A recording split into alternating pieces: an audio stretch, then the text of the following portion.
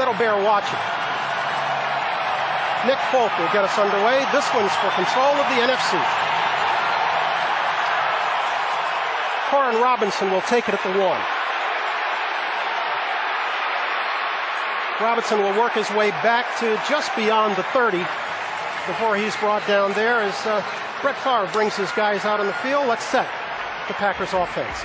Already a 3-time MVP, Brad at 38 may be enjoying his finest season. He's thrown for 22 scores and only 8 picks.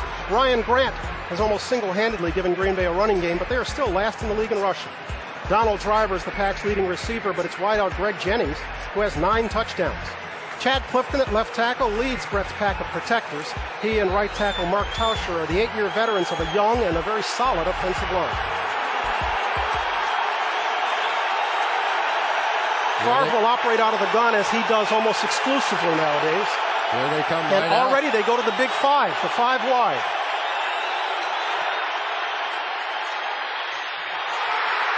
Favre throwing a crossing route. Ruvell Martin gets the first down.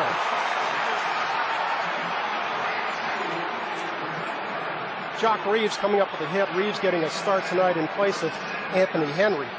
And this is what the Packers want to do. They want to spread you out, and they will throw it. They'll throw about more than 2/3 of the time. And they don't care which receiver gets it. They think that their depth at wide receiver is their strength. They're going to spread it out, and whichever guy you leave single covered, that's where they're going. Ryan Grant is the deep back. That's Corey Hall. And is the up back. Favre will throw. Far side. Slipping is James Jones. That one falls incomplete. Gives us an opportunity to set the Cowboys' defense. Their base defense is a 3-4. Marcus Spears is supposed to be the headliner of the down 3, but he has only 1 sack. In that category, linebacker DeMarcus Ware leads the boys with 9. Inside backer Brady James is the leading tackle. The Cowboys' secondary has had its problems this year. Safety Roy Williams is more of a hitter than a cover guy. As we've noted, Jock Reeves starts tonight for Anthony Henry. The Cowboys now counter with 6 defensive backs for the first time this evening. As Driver goes in motion to the top of the screen. Favre with time, throwing deep, overthrowing. Was going for James Jones. Once again, Jock Reeves on the coverage. And Jock Reeves is going to be getting a lot of action tonight. The feeling is that they're going to go over the top. They're going to go at Jock Reeves. If they're going to try and throw something underneath, they're going to go at Anthony Henry with his bad ankle. They don't feel like that he can tackle as well as these other defensive backs. But Brett's going to establish early on, he's going to take his shots down the field. The last few games, he's really been working the underneath coverage.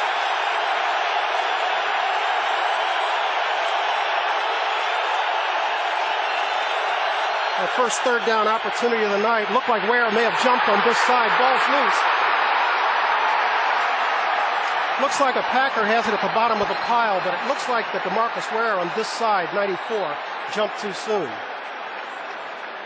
I don't think there's much question about it. DeMarcus Ware jumped, was able Offside. to get... Number 94 defense. 5-yard penalty. 3rd down. I'm sure Chad Clifton was immediately looking out at the official saying, you saw that, right? You're not going to let that one go. Close. He almost got off on the ball, but that's really going to be the matchup this evening. DeMarcus Ware coming around the corner, as will Greg Ellis on the other side. So far tonight, the Dallas Cowboys have just stayed in their base zone defenses. Wade Phillips has a lot of exotic blitzes, a lot of exotic looks on the defensive side, but so far plain vanilla out of Dallas. And so it'll be 3rd and 5 for the Packers offense.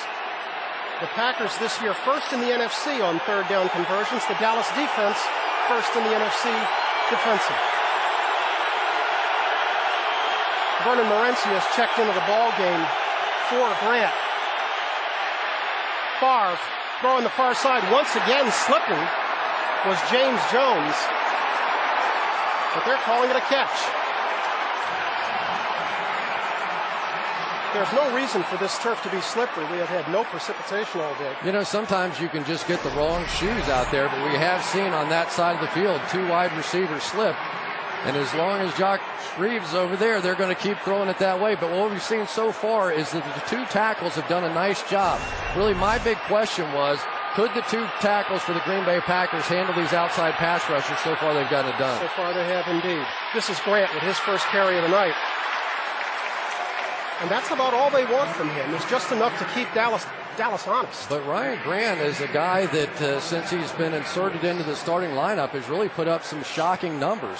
As a matter of fact, he has been the leading rusher in the National Football League since he's been inserted. It's a little surprising to see this. There's a couple of maybe unexpected kind of names on there, but Ryan Grant, since week 8, is the leading rusher in the NFL. He's a guy they got from the Giants for a draft pick. He'd been on the Giants practice squad, a guy out of Notre Dame. This is Grant again, this side, working his way close to the first down marker. Still appears to be at least 2 yards short. So far, the Packers have shown just about everything. They've come back the last couple of plays with the tight end, the running back. We've seen the I formation. We've seen the 4 wide receivers. We've seen the 5 wide receivers. And really what Mike McCarthy's doing is he just says, okay, I want to take a look at how you're going to play all these various looks. So he's just about gone through the whole shuffle. Now comes back again in the I formation. He's come back with 2 tight ends, and John Kuhn is checked in as the up back. That's Vernon Morency in motion at the top of your screen. Farr throwing this side. He's got Driver open. In and out of his hands, Terrence Newman there with pretty good coverage. Newman closed fast. A little bit surprising that that's the matchup that Brett would have wanted there. He gets one-on-one on the outside, and Donald Driver, one of his favorite receivers, but Terrence Newman is the one guy that he would have liked to avoid tonight. Really terrific coverage right there. He never got his head turned around, but didn't interfere, and Donald Driver unable to come up with it. Thought they might go for it here on 3rd and 1 early. Instead, we'll see Mason Crosby. He'll try a 47-yard field goal, rookie out of Colorado, from the hold of John Ryan. This one's true. And it's the Packers that get on the board first here in Texas. Crosby, with a 47-yard field goal, has the Pack up 3-0. We're back in a moment.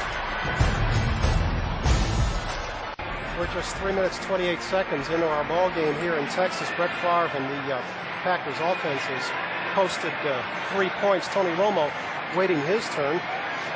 He's looking to throw for a touch tonight. 15 straight games with a touchdown for Romo. This is Mason Crosby.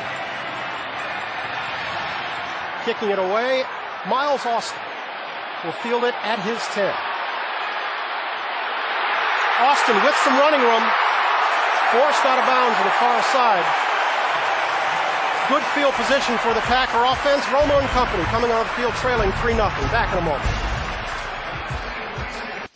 Tony Romo and the Cowboys offense starting with good field position at their own 45. This is Jones getting almost nothing in the middle of the Green Bay defense. Gives us an opportunity to set the folks who are going to be joining Romo tonight. Romo has already tied the Dallas franchise record for a touchdown pass in a season with 29. He's the top-rated passer in the conference. Julius Jones, who just carried, will get the start at running back. As always, he will share time with Marion Barber. Terrell Owens enjoying an all-pro season. 13 touchdowns, over 1,000 yards. Tight end Jason Witten's having a big year, too. Up front, Cowboys are as big as any team in the league. Adams, Kosher, Gerard, Davis, and Colombo average 6'6" and a whopping 324 pounds. Romo will throw on 2nd down, far side. Completes to Owens and shoved out of bounds. Harris got his hands on it. He's saying he got his hands on it before Owens went out of bounds.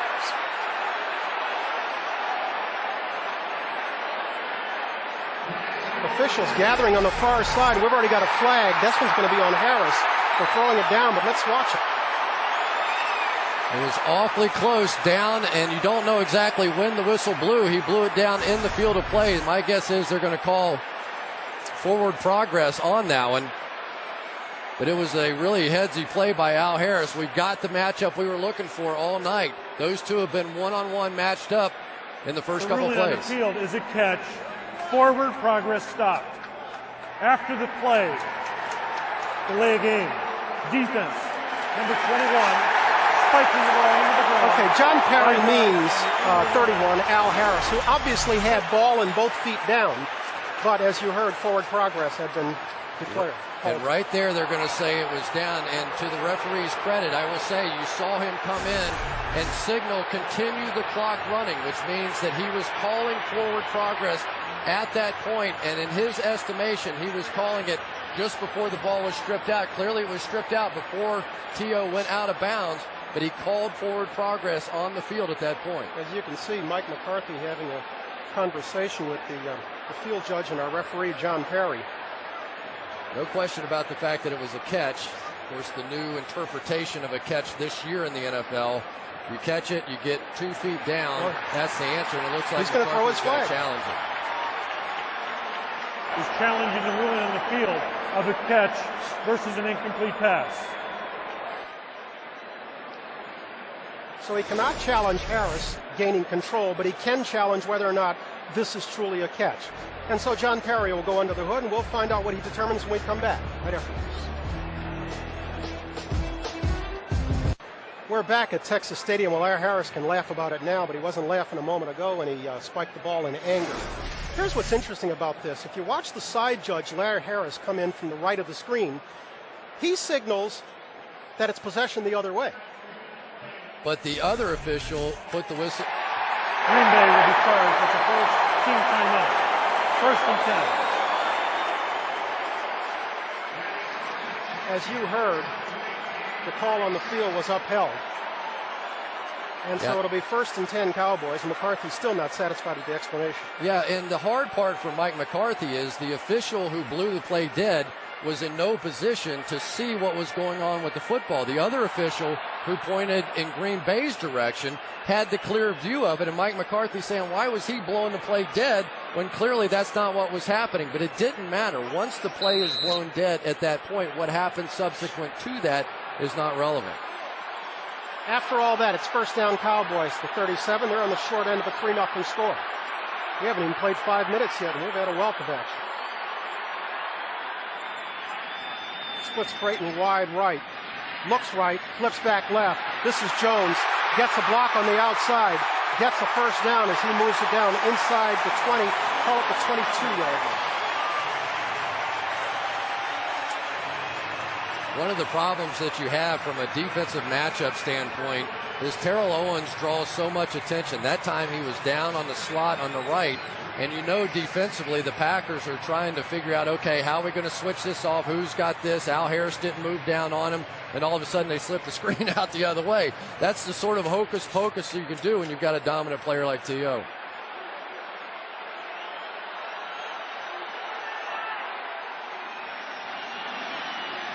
Jones still in. That's Oliver Hoyt as the upback. The give is to Jones following Hoyt's lead to about the 11-yard line. Gives us a chance to catch our breath and set Green Bay's defense. Unheralded Aaron Campman leads the NFL in sacks. All year the Packers have generated great quarterback pressure with just their front 4. Linebackers Brady Papinga and A.J. Hawk flank Nick Barnett in the middle. He is Green Bay's leading tackler. In the secondary, Pro Bowler Charles Woodson is out. Jarrett Bush starts. On the other side, Al Harris, we've already seen him. He's as fine a cornerback as there is in football. And there's Charles Woodson. He's got a bad toe, injured it last week in the victory over the Lions. He was a game-time decision, came out here before kickoff and tried it and just couldn't get it done. Owens in the backfield as Romo throws, far side, was going for Creighton, but that was Jarrett Bush defending. That's Jarrett Bush, who's in the lineup for Charles Woodson tonight, and T.O. is going to check him out early, too, anytime he sees man coverage. But that's really the key to this Green Bay Packers defense. They will play man-to-man coverage on the outside. That's really a nice play by Bush. He kept his eye back in the backfield the whole time. But the Packers are going to play some man-to-man on the outside, which allows them to match up a little better against this huge Dallas offensive line inside. Bush, a second-year man out of Utah State, will get his work this evening. This time he comes this side, and he's matched up with Sam Hurd. He'll give it inside to Julius Jones, and he'll be short of the 1st down mark. Well, that time it was Green Bay going to a soft pass defense, 2 safeties back in the end zone, and so Dallas tries to counter with their big offensive line, pulling Leonard Davis around and thinking they could just overpower the Green Bay Packers at that point. Wasn't a bad call, but Green Bay stood up and made a play. The crowd doesn't like it, but the Packers will go for the tie. Nick Folk, as you can see, rookie kicker out of Arizona, is on for what will be a 26-yard attempt.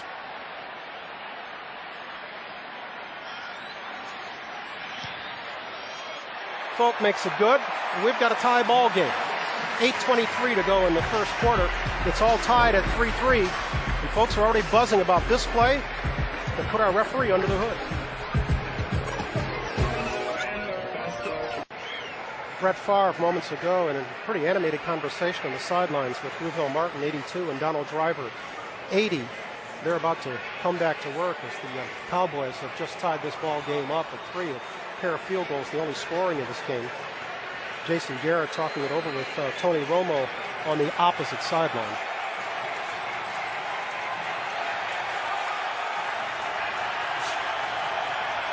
Nick Folk kicking off for the second time tonight. And this one is Tramon Williams. Takes it, runs into his own blocker, but bounces it outside, tries to reverse field, loses his footing.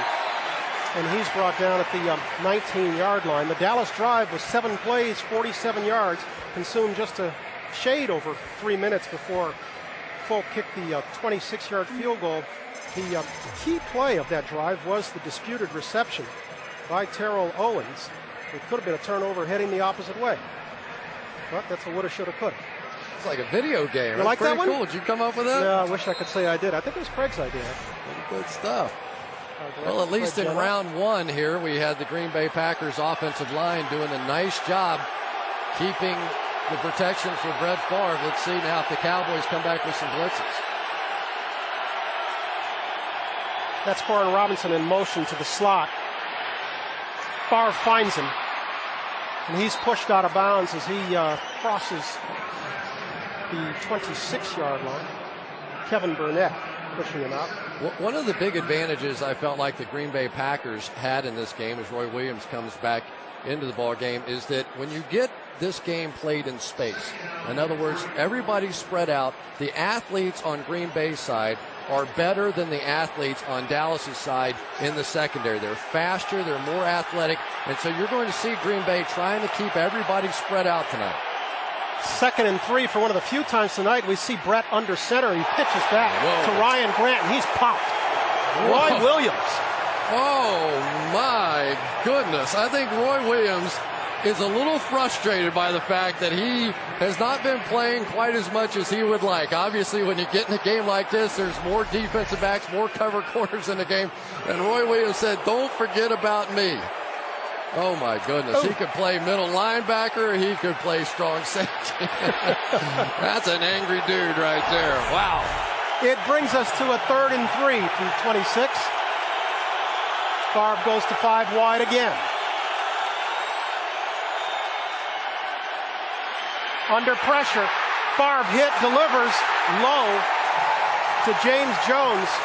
Incomplete, and the Packers will be forced to punt. And that is not a good sign for Brett Favre. That's the first time Dallas has brought pressure tonight, and they got there. He had 4 wide receivers to the top of the screen, 1 down to the bottom. I'm surprised that he tried to hold it as long as he did. Actually, the protection wasn't all that bad.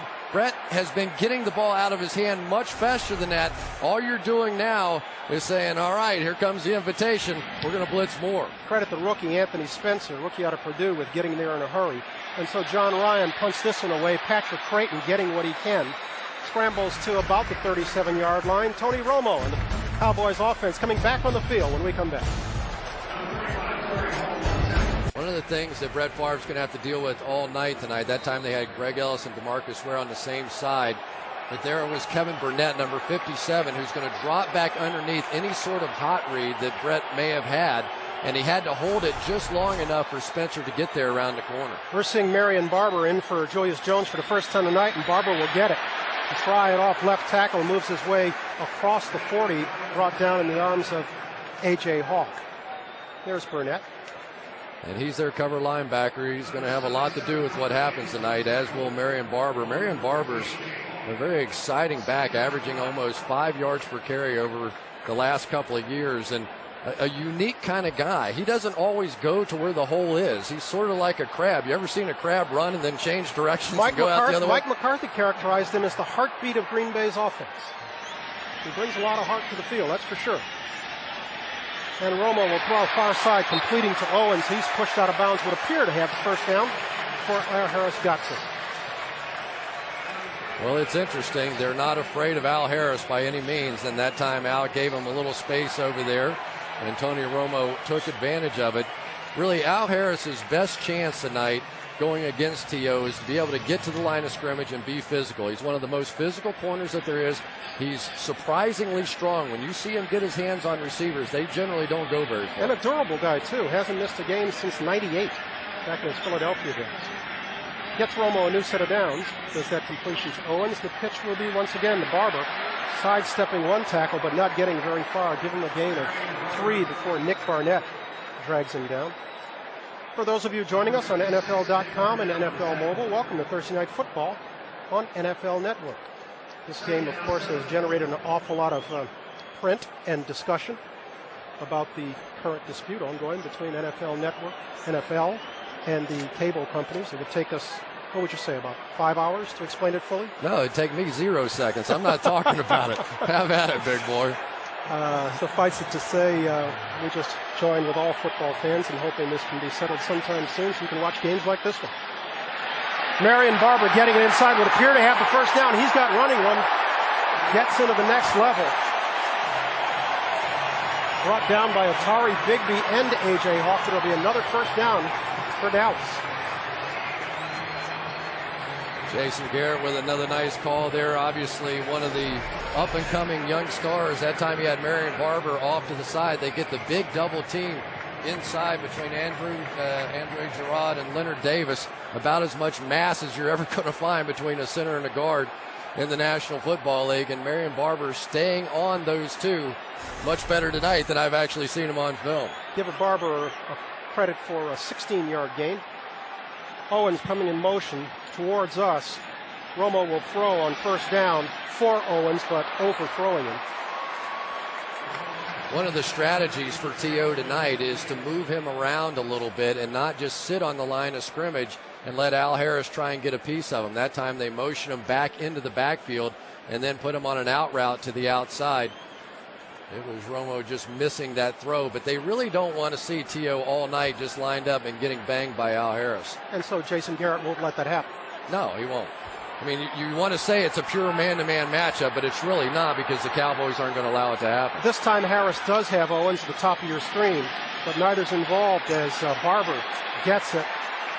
And once more, it's A.J. Hawk applying it. Marion Barber, we asked Coach Mike McCarthy about him, and he said this guy is the heartbeat of their offense. He puts him in a class with LT and with Adrian Peterson. He says he's that good. Yeah, they were hoping to see a lot of Julius Jones tonight. That probably the one where he went back into the end zone, probably the most famous play he's had this year.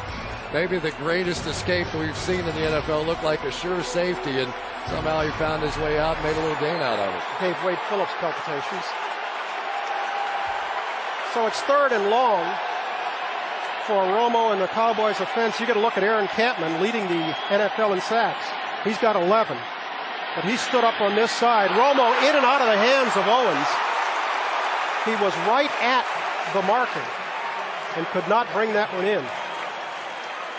Well, there was exactly what we've been talking about. They bring T.O. in motion, so Al Harris has to pass him off to Frank Walker inside. And, of course, Frank Walker nowhere near the cover man that Al Harris is. And T.O.'s in a perfect position, made kind of a casual move to the ball, and really should have made that catch for a first down. And so Nick Folk will come on and try this one from 51 yards. His long, he's a rookie this year, his longest is 53.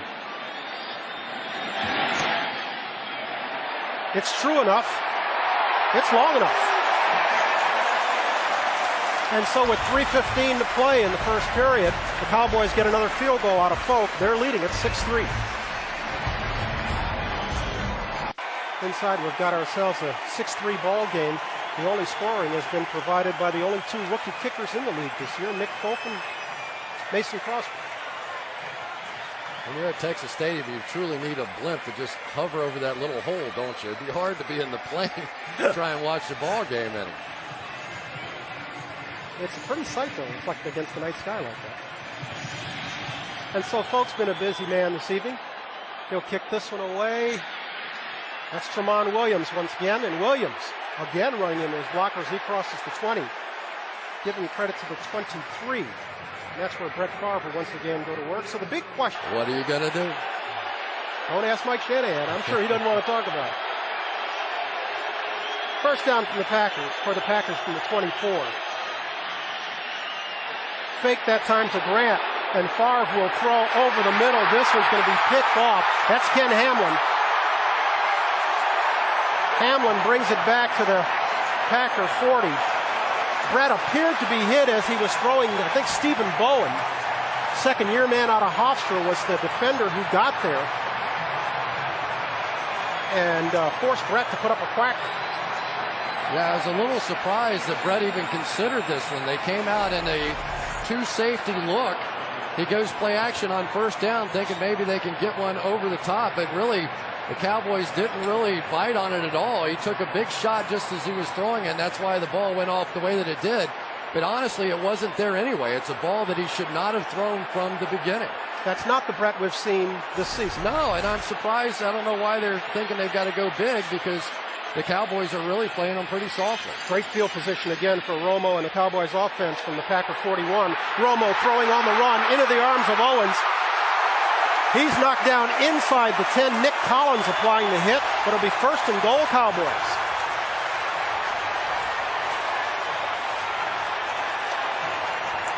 Romo with play action, bootleg this side, and he throws very well on the run. Yeah, and that time the two safeties for the Green Bay Packers got caught snoozing on that one. Nick Collins and Atari Bigby completely bought into the play fake, and a great job by Tony Romo at least checking up the field for T.O., because initially their first read so often is Jason Witten in the flat, but he was patient enough to look up the field and got the big play. Call it first and goal from the 7. Witten leading Jones into the hole, and he'll make his way to the 4-yard line. And Brett there, as you can see, talking it over, wondering what happened there. That's his first interception, 139 attempts. But probably of more importance to McCarthy right now is that's the second good lick that Brett has taken tonight. And that's something he hasn't been doing all season long. Yeah, and to be honest, this really hasn't been the kind of offense that we've seen lately out of the Packers. Now, maybe they're thinking that they were going to play up underneath or bring pressure, and they were going to have to throw deep to try and back them off a little bit. But I think the underneath stuff is still there, and they've been a little impatient in trying to take the big shots. Second and goal from the 3. Jones is the lone back as Romo operates from the gun. Romo with lots of time, looking for Creighton, finding him, touchdown Cowboys.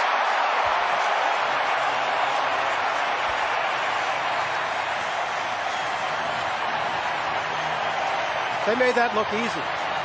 Patrick Creighton sprinted to the far left, and then with Romo lots of time to cut it back inside. That was way too easy right there. Patrick Creighton just, that time we saw for the first time the fact that Jared Bush filling in for Charles Woodson was just no match whatsoever for Patrick Creighton, who's coming back off of the injury. They're excited to have him back. And so Nick Folk will punctuate the score, and the Cowboys have taken a 10-point lead with 1:14 to play in the first. With that touchdown pass, Tony Romo has set one franchise record and tied another. His 30th touchdown pass of the season breaks the tie with Danny White. But this is 16 straight games now with a touchdown pass, and with that, he ties Troy Aikman. So, young man enjoying a fine night. He hasn't even played a full quarter yet. 16-5 as the Cowboys starter, and over his first 21 starts, Tony Romo, 5,600 yards. Only Kurt Warner's gotten off to a faster start in NFL history. It's absolutely remarkable what this undrafted young man is doing in the NFL. We'll get to it later, but how about that graphic that we've got on the quarterbacks who were drafted ahead of Tony Romo? It's an interesting list. We'll share it with you later.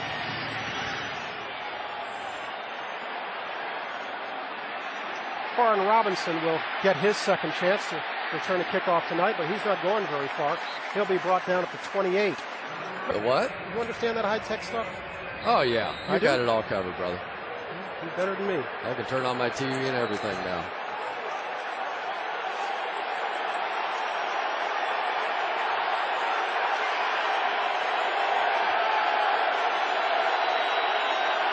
Rare to see Favre under center these days.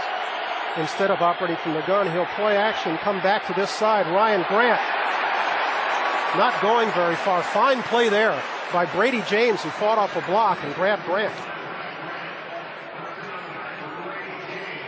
been quite a year for Brett Favre. As you can see, he takes up several pages in the record book. Yeah, this is 249th consecutive start, 269 in the playoffs. Go ahead, Chris. Well, but I've enjoyed watching him grow as a quarterback. The hard part is talking about his growth after the interception he just threw. That was kind of the old look Brett Favre, and this year we've seen a much more patient version of that. And I hope the Packers kind of get back to their offense because they're good at it, and you'd have fun watching it. Play action again. This time to the other side, and Favre throwing long, overthrowing Donald Driver. He'll be left with 3rd and 6. And they're going to a pretty traditional looking offense right now. Play action, throwing the ball down the field, and you would say, okay, well, that makes sense. I've seen a lot of teams in the NFL do this. But I still feel like that their best advantage offensively is to put all their weapons on the field. And their weapons are their wide receivers. Spread the thing out, pick them apart the way we've seen them do it. They've been coming in, and they have, again, a tight end and a running back in. Maybe the protection issues are just too much for them. Well, after he released that one, Favre was hit again the 3rd time now. This one, Chris Canty laid a lick on him. Vernon Morency is in the backfield with Favre. He will throw. We've got a flag in and out of the hands of James Jones. We've got a flag in the secondary. 12 men on the field. Defense. 5-yard penalty. Replay 3rd down. That's one way to get it done. No wonder they're so good. A lot of sub packages in this game as the Dallas Cowboys defensively are trying to match wits with what Green Bay is doing on the offensive side. There's defensive coordinator Brian Stewart, came over from San Diego with Wade Phillips, was the secondary coach over there. Wade rolling his eyes a bit on that one because that went from we get off the field down to a 3rd and 1, but this really has not been the strength of the Green Bay Packers either because of their lack of a running game. We've already seen them once earlier in the game, 3rd and 1, throw it deep. Let's see what they come back with here. They are dead last in the NFL in running the football. We've got a timeout, and they signal timeout Dallas, but it looks like Ken Hamlin says, I didn't do it. That's the first charge timeout, Dallas. 30-second timeout. With 10 seconds to play in the first quarter.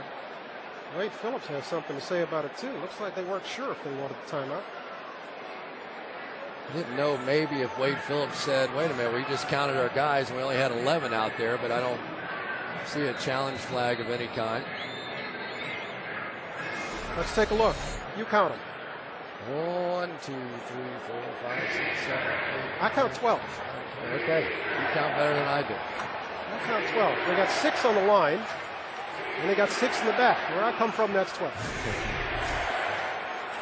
Really a big play right now for the Green Bay Packers. They need to keep the football for a little while, keep this defense off the field because this is turning Dallas's way early. They'll run for it. Ryan Grant will get it. Ryan Grant's got nothing but open space in front of him. Touchdown, Packers.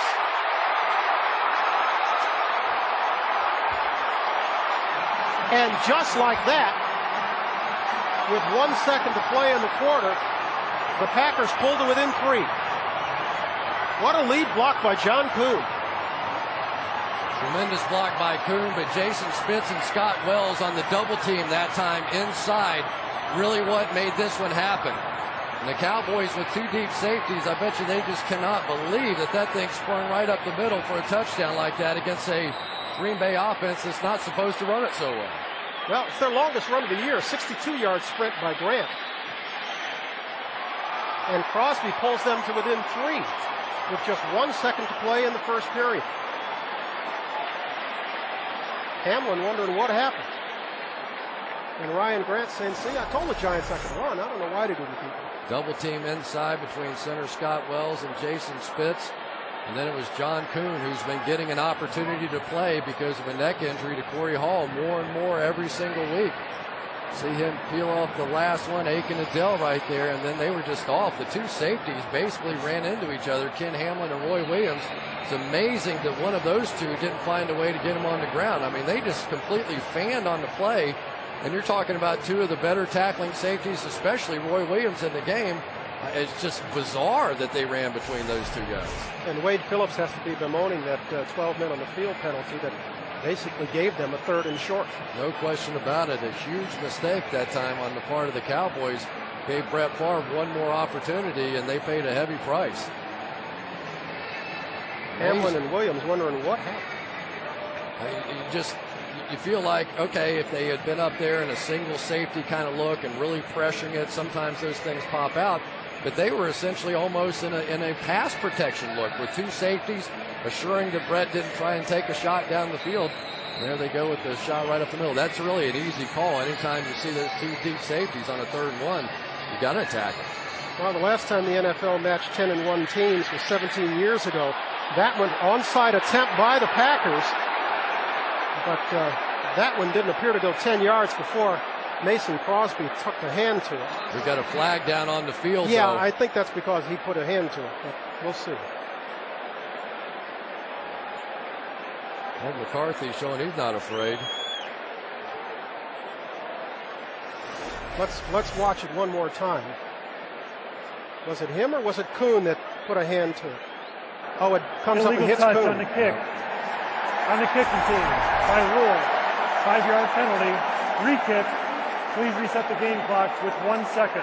Well, John Kuhn has been a busy man this last minute. He laid the key block for the 62-yard sprint of Ryan Grant, but that time he was only doing his job. The ball came up and hit him. Yeah, and unfortunately, Kuhn, I think, his job on that one was to simply go and block so the kicker could recover the ball. He's supposed to take out the next wave down there, so he really wasn't even paying too much attention to the ball, and probably should have. I mean, we were seeing some bizarre plays early in this game. That would have been a huge momentum shift right there for the Green Bay Packers. I like the way Mike McCarthy's playing this thing. Pretty big gamble if they have just 1 tick of the clock left in first quarter. Now, what the heck? You haven't stopped them defensively anyway. What difference it makes they have to go 40 or 70? This one we're sure Crosby will kick away. Indeed he does. Miles Austin will get it. Austin's got some room on this side, needs a block. Cuts it back and gets it to midfield, but we've got a flag, so we'll hold it here. John Perry's been a busy man this evening.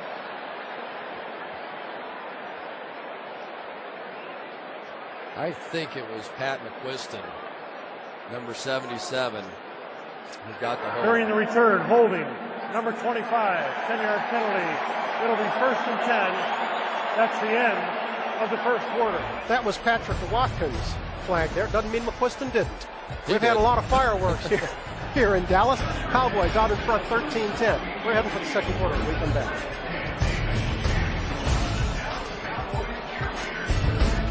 Getting set for the start of the second quarter, and this is the worst field position the Cowboys have tonight. This following the penalty to Watkins on the kickoff. They still start at the 24. 13-10 ball game. Cowboys coming out in a little bunch formation over here to the left. This is Sam Hurd coming wide to the bottom of your screen. Romo with lots of time will throw for Owens. He's got him deep into Packer territory, brought down inside the 30. Owens escaping Atari Bigby on the coverage. One of the things we're seeing more and more of in the National Football League is bringing speed receivers inside. There's a lot of Tampa 2 coverage being played where middle linebackers are expected to be able to run down the middle of the field. That time, A.J. Hawk was trying to run with Terrell Owens, and obviously as fast as Hawk is, that's a mismatch. Atari Bigby trying to catch him over the top. But one of the fears that the Packers had is forget what T.O.'s 40 time is. When this guy gets rolling, he runs away from everybody. Credit Owens with 48 yards on that reception. He's already over the 100-yard mark tonight. This is Jones in the first down carry. Along with us this evening, one of the all-time greats everywhere, but also put in his time in the silver and blue, Mr. Deion Sanders. Deion, what are you seeing down there? I love what Jason Garrett is doing with T.O. He's moving him. He's shifting them. Think about the Green Bay Packers. They're getting outside themselves. They're known as a man-to-man bump and run corner, and they're playing a lot of zone, which allows T.O. to motion out to get Al Harris from in front of them, and they don't want Al Harris in front of T.O. outside the numbers, and he's able to have his way with the linebackers and some of the slower safeties. Give us a why there, Dion. Why are they getting away from what they normally do defensively? I think because Charles Woodson, he's not playing. And they don't want Bush to be matched up with T.O. Bush is actually winning the battle with Patrick Creighton.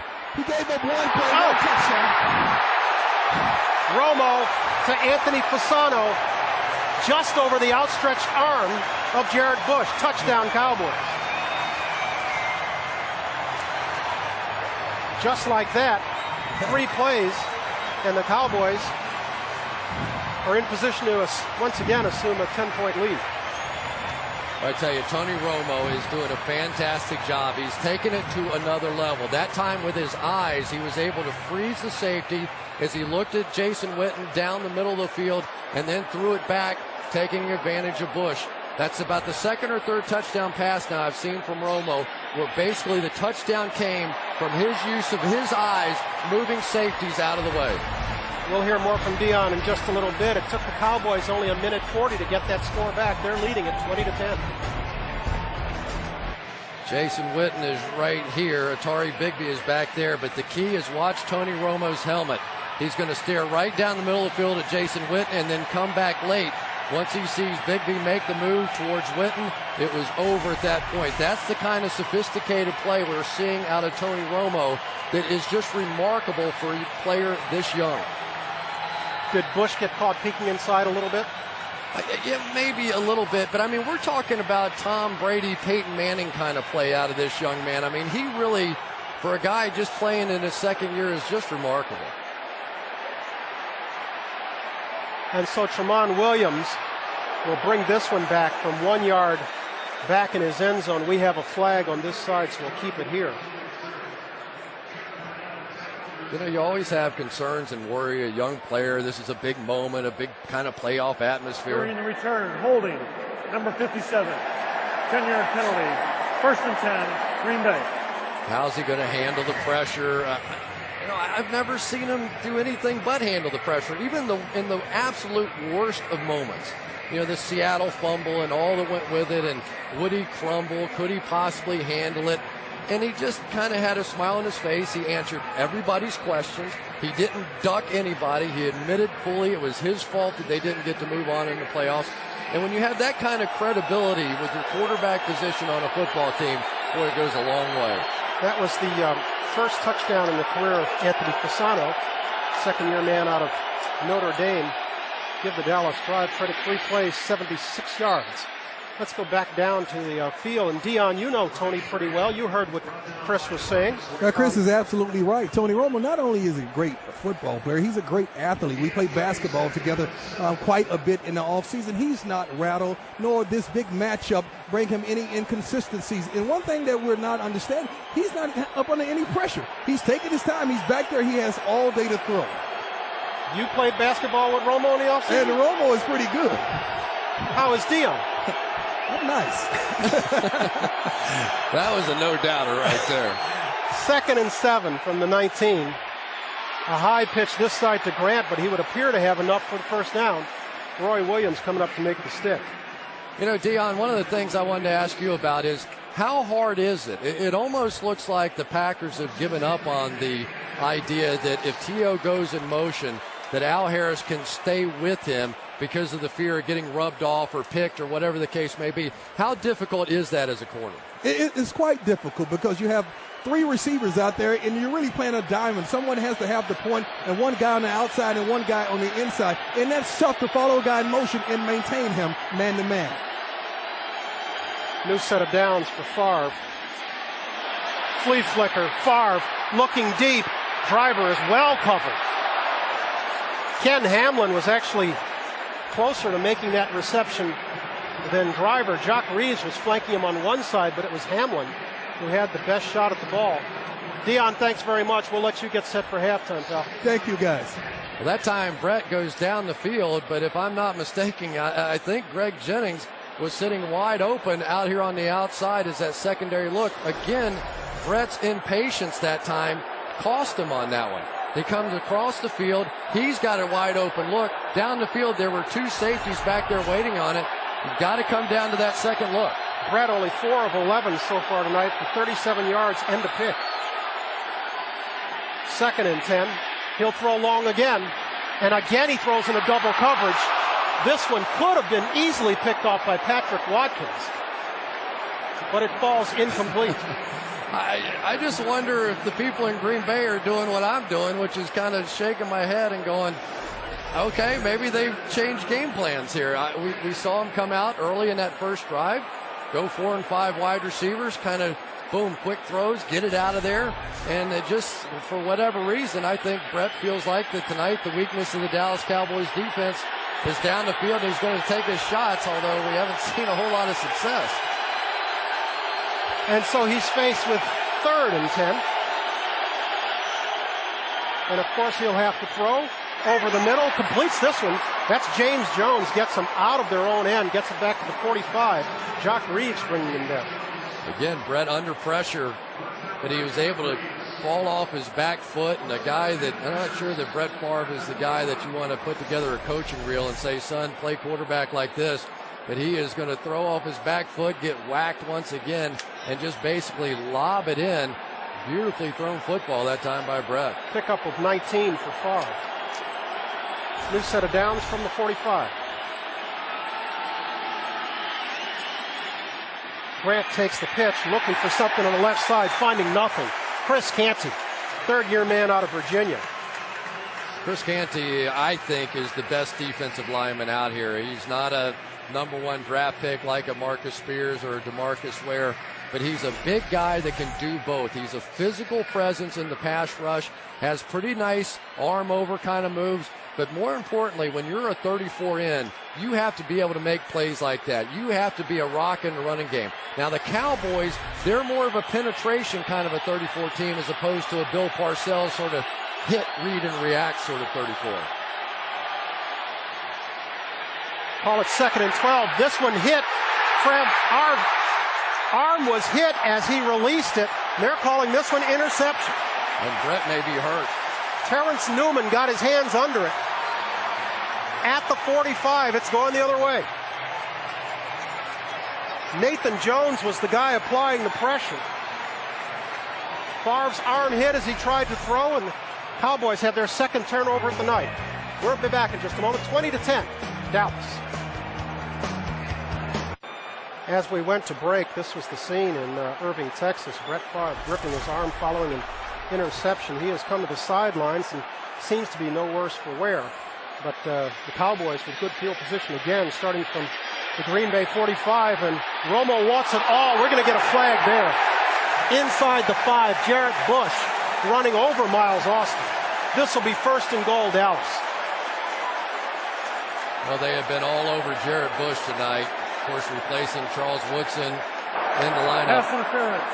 Number 24 defense. Ball be placed at the spot of the foul. 1st and 10. One of the nice things, though, that happened a week ago with Patrick Creighton out, they found out more about Sam Hurd and Miles Austin. Miles Austin got an opportunity to play, and they were really impressed with the fact that he was able to play that he did. The game wasn't too big for him, so they felt good about bringing him back here tonight. Charles Woodson saying, I would need a piece of something out there. It's killing them that that's a big loss. Top cover guy, or one of their top cover guys, can't play. A 40-yard penalty, and Marion Barber has checked in the backfield. Boy, Tony Romo's doing a great job. Ball start. Number 75 offense. 5-yard penalty. 1st down. Mark Palumbo getting a little eager on his side. He's doing a great job, Tony Romo, of finding the single coverage. You know, and a big part of it, obviously, has been the play of this massive offensive line of the Dallas Cowboys. He's sitting comfortably back there. He's got time to look 1, 2, 3. And the thing that I like about him is he's not focusing in on just Terrell Owens. He's going after the weakness of the defense, which in this case is Jarrett Bush. Well, this time Bush is at the top of the screen, and Romo is rolling that way. He'll lob it into the end zone, in and out of the arms of Anthony Fasano. He's saying I held it long enough, but he's not getting much agreement. Doesn't matter. When you make a catch going to the ground, you have to maintain possession all the way to the ground. Did he catch it? Maybe he did, but it really is not even a relevant discussion. He has it. When you're going to the ground on your own, it doesn't matter. That is an incomplete pass. It's not even close. They shouldn't challenge it. It's indisputable. Well, you and I know that, but Wade Phillips is having a say on the far side. He's not happy. Wade knows better. He's trying to milk it a little bit. I don't think he's throwing that flag. That shows what I know. Wade looked up at the board as 66,000 did here, and Wade said, I think my man had that. Dallas is challenging the previous play of an incomplete pass versus a score. So Fasano goes a whole year and 10 games without one score, picked up one and is trying for a second here inside the first half. Well, I hope I know what that rule is. Well, look, that is the rule. I walked out on that limb. I'm pretty sure that's the rule. You are absolutely correct. That is the rule. Oh, my God. I don't think Tony Romo could have thrown that one any softer. I mean, that looked like one of those playground lollipopper kind of deals.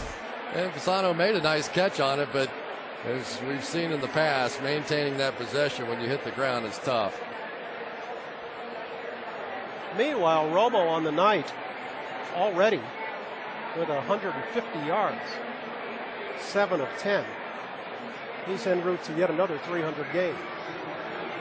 Yeah, he's something special. And I think that from a football fan, forget what he's done on the field. He has sort of a Magic Johnson quality about him, a guy that is great for the game, a guy that brings a certain youthful enthusiasm that we can all appreciate, that if we were ever given the opportunity to play quarterback in the National Football League and live a dream the way that he is, I would have a smile on my face, and I would have fun, and I would make jokes, and I would do all the things that he's doing. Well, let's hear from John Perry. After reviewing the play stance is called incomplete. The receiver was going to the ground on his own. He must maintain possession of the ball, which he does not. Dallas is charged with their second timeout. So what makes you think Romo's living a dream? Okay, he's quarterback of an NFL team. He just signed for $67 million. He got an $11 million signing bonus. He dates Carrie Underwood and Jessica Simpson, and he's young and talented and single. He's not you, but he's close. Also a scratch golfer, we might add. Oh, boy. Call it second down. Owens in motion. And once again, Romo with lots of time. Good route by T.O. Oh, I love it. What a great route.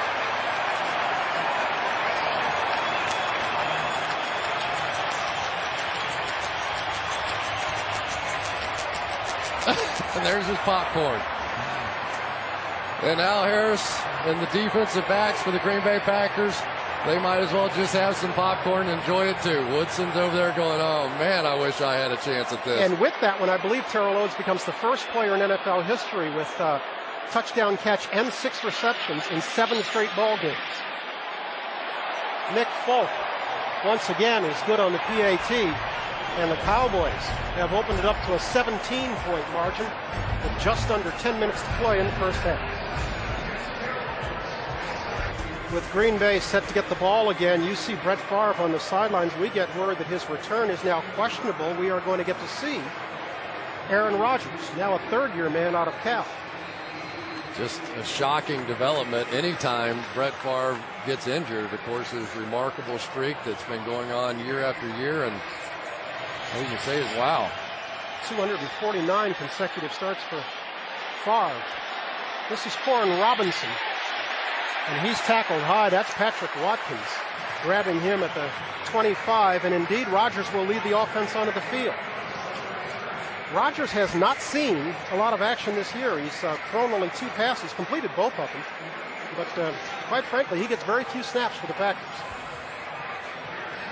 It's just unsettling almost to see Brett Favre at the year he's having over on the sideline, and you go back to the play that it happens. He missed a blitz. He just simply missed the corner coming off and hitting him, Nate Jones, and as a result, he's sitting on the sideline. And so Rodgers is being thrown into the fire.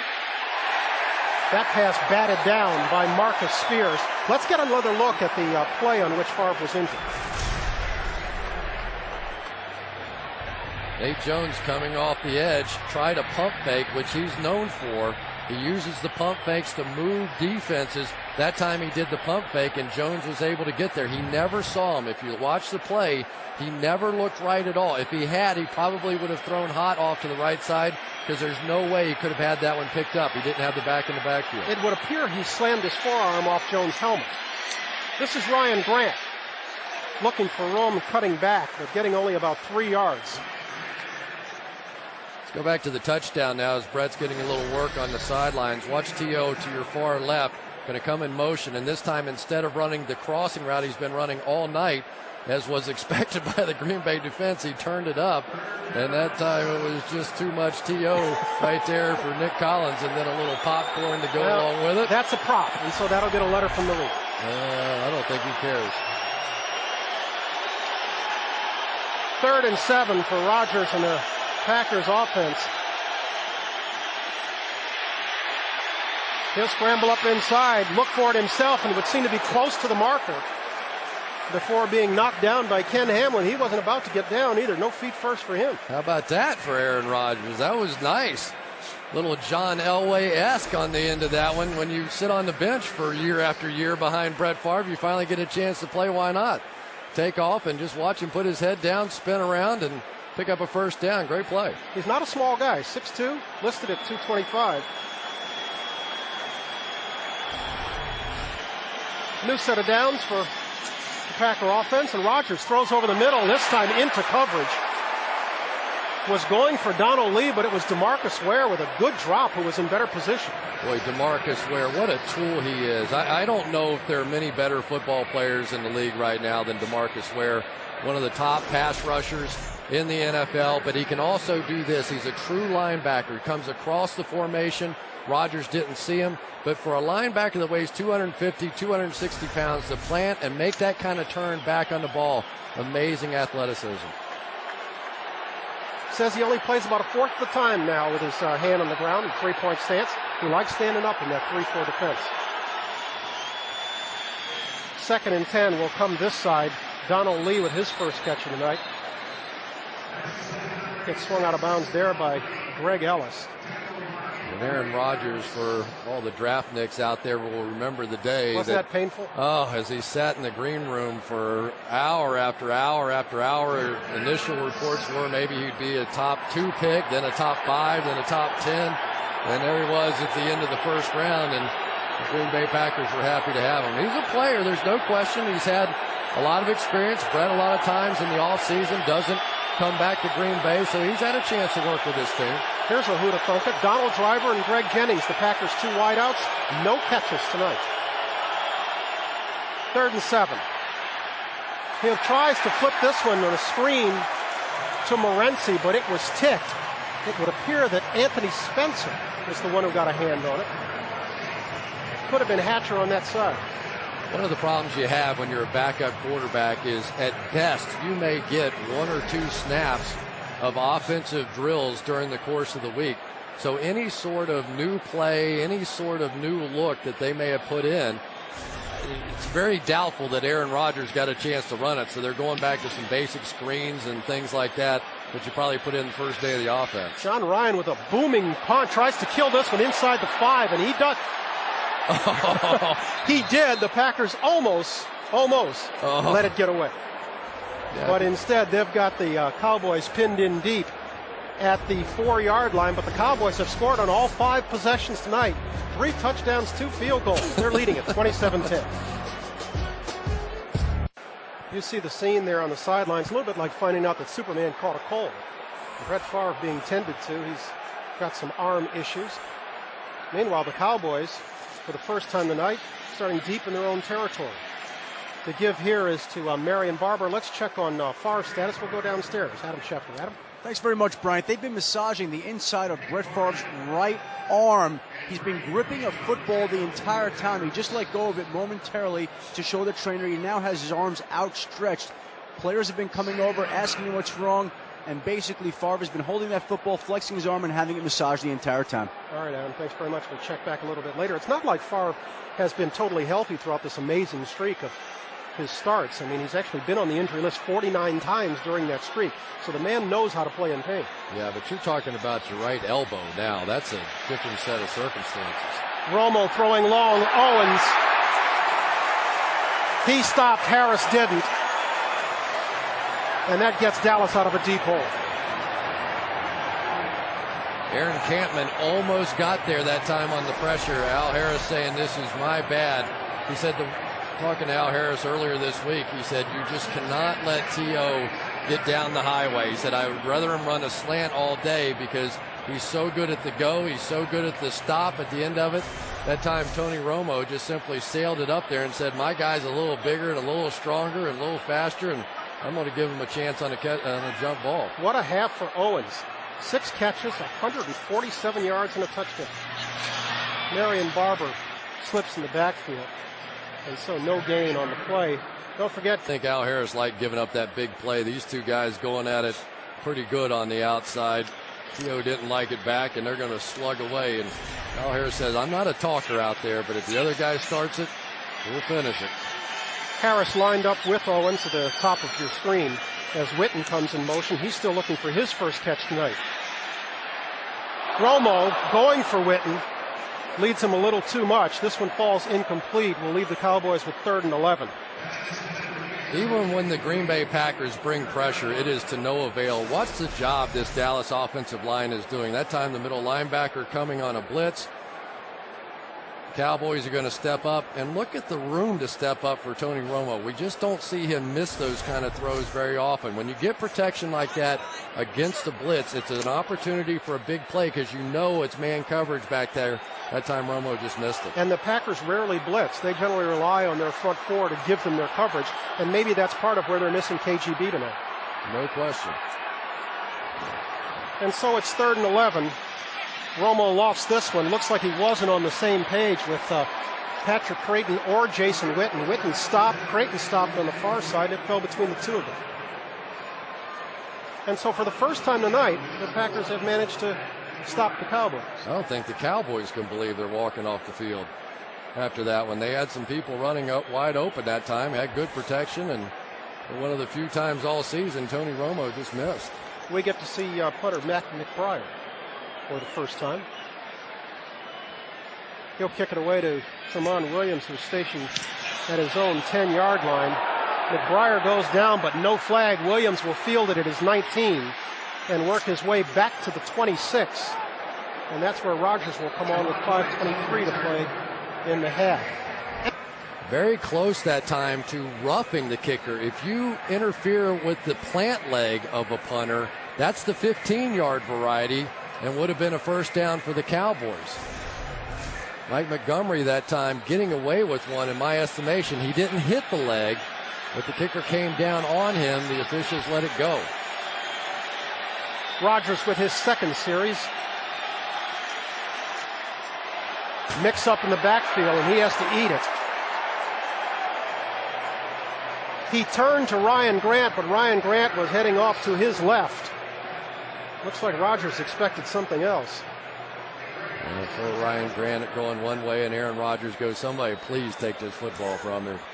Had to turn around, and Brett's still flexing that elbow. I'm kind of surprised they haven't sent him in for some x-rays, MRIs. Well, I mean, you're talking about the franchise. The Green Bay Packers aren't going to win a whole lot with Aaron Rodgers playing quarterback unless things change drastically. Especially with less than 5 minutes to play in the first half. Rodgers completes this one outside, first catch of the night for Greg Jennings. He's got some room, and he's got jets. Trips over his own blocker at the 30-yard line. Well, I knew I could get the Packers going if I just insulted their quarterback. That time, what we've seen out of the Green Bay Packers when they've been good this season is exactly this. Yards after the catch. They're number one in the NFL. Instead of trying to throw the ball down the field so much, get the ball in the hands of these playmakers and let them take off and make these kind of plays. That's how the Packers have been winning games. And let me add, Terrence Newman, who's had a tender ankle, just limped to the sideline. He's been replaced in the Cowboys backfield by Nathan Jones. Swings it this side. Jennings suddenly, after all night having no receptions, catches back-to-back balls. He's forced out by Roy Williams. Well, it's amazing that with Aaron Rodgers in the game, it looks more like the Green Bay offense that I've been studying on tape than it did when Brett was in the game. Now they're getting back to some of their fundamentals, and maybe they're forced to. Maybe they had some special plays they thought would work early on. They've been practicing. They took their shots at them. But now with Aaron Rodgers, they've had to scale it back, and I like it scaled back. I think this is more the way they've played all season. So it's 2nd and 1 from the 23, and Grant would appear to have the first down. Terrence Newman remains on the sidelines. Newman, perhaps their best corner coming into this game, has, as we said, been dealing with a tender ankle. You can see they're checking it on that Cowboy sideline. And maybe that's the reason Green Bay's been able to get it going here a little bit, because without question, there is one of the top 5 corners in the National Football League. Now all of a sudden that depth starts to get whittled down more and more. Anthony Henry playing with a bad ankle. Tough. Henry and Reeves are now the corners. As Rodgers works with a new set of downs, getting pressure inside, doesn't see DeMarcus Ware coming up off his left, and he takes a lick. And Greg Ellis almost got there that time. He's on the outside working against Mark Tauscher, and Mark Tauscher is just playing on guts alone. He's got a bad ankle. We saw it last week. He had to take himself out of the game, number 65, and he just cannot move. Greg Ellis is getting closer and closer as we go. And the Packers will have to go some to get this one off before the 2-minute warning.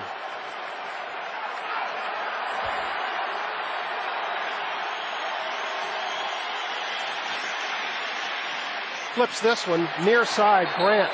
Nothing happening. We've got a flag.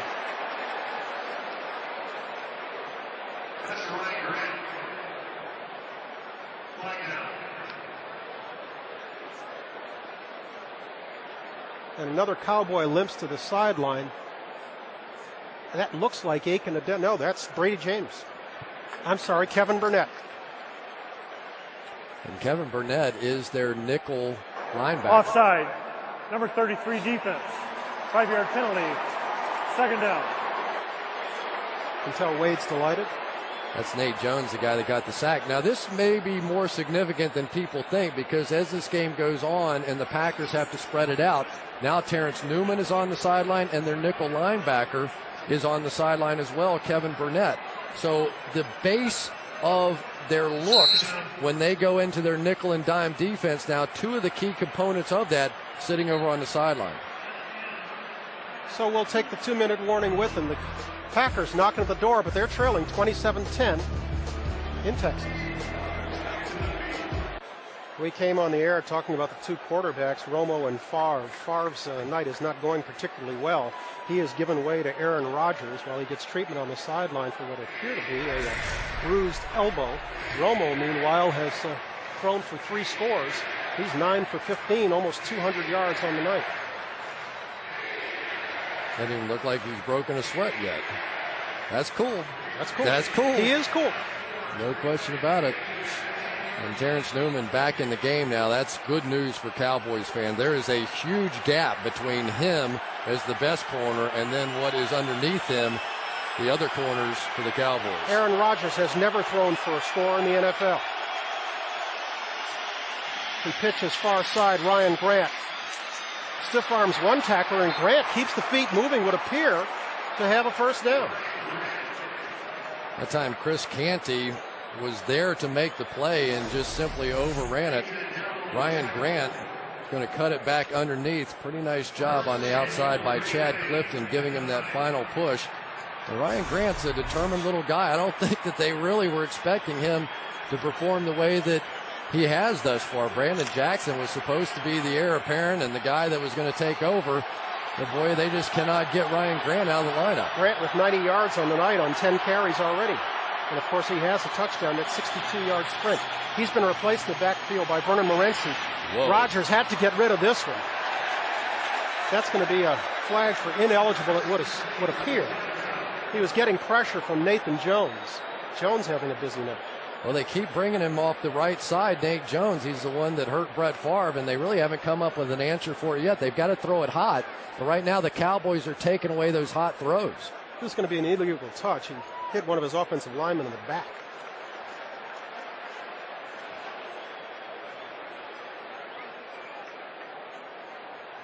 Ineligible downfield, number 62 offense. 5-yard penalty, first down. So it makes Mr. Rogers' job a little bit more difficult with 1:12 to play in the first period. And Junius Costin is in the ball game now, so the injuries continue to mount. For the Green Bay Packers, he's playing right guard for Jason Spitz. I'm not sure what happened to Jason Spitz. Grant remains on the sidelines. Vernon Morency is the lone back with Rogers, who operates out of the gun from his own 14. Throwing this one and completing it to Driver, but he's going nowhere. That's the busy Mr. Jones again. Yeah, they're playing a combination coverage now where they're not really playing man coverage over the middle. They're essentially letting the Packers do all their crisscrossing kind of routes, and they're just sitting there waiting for him. Nate Jones, who's been coming on the corner blitz, that time pulled off, sat there over the middle, and made a nice play. Packers in no big hurry. We're inside 45 seconds, but they still have 2 timeouts. It's second and goal from the 11. Rogers looking right, completing this one to Jennings. Touchdown Packers.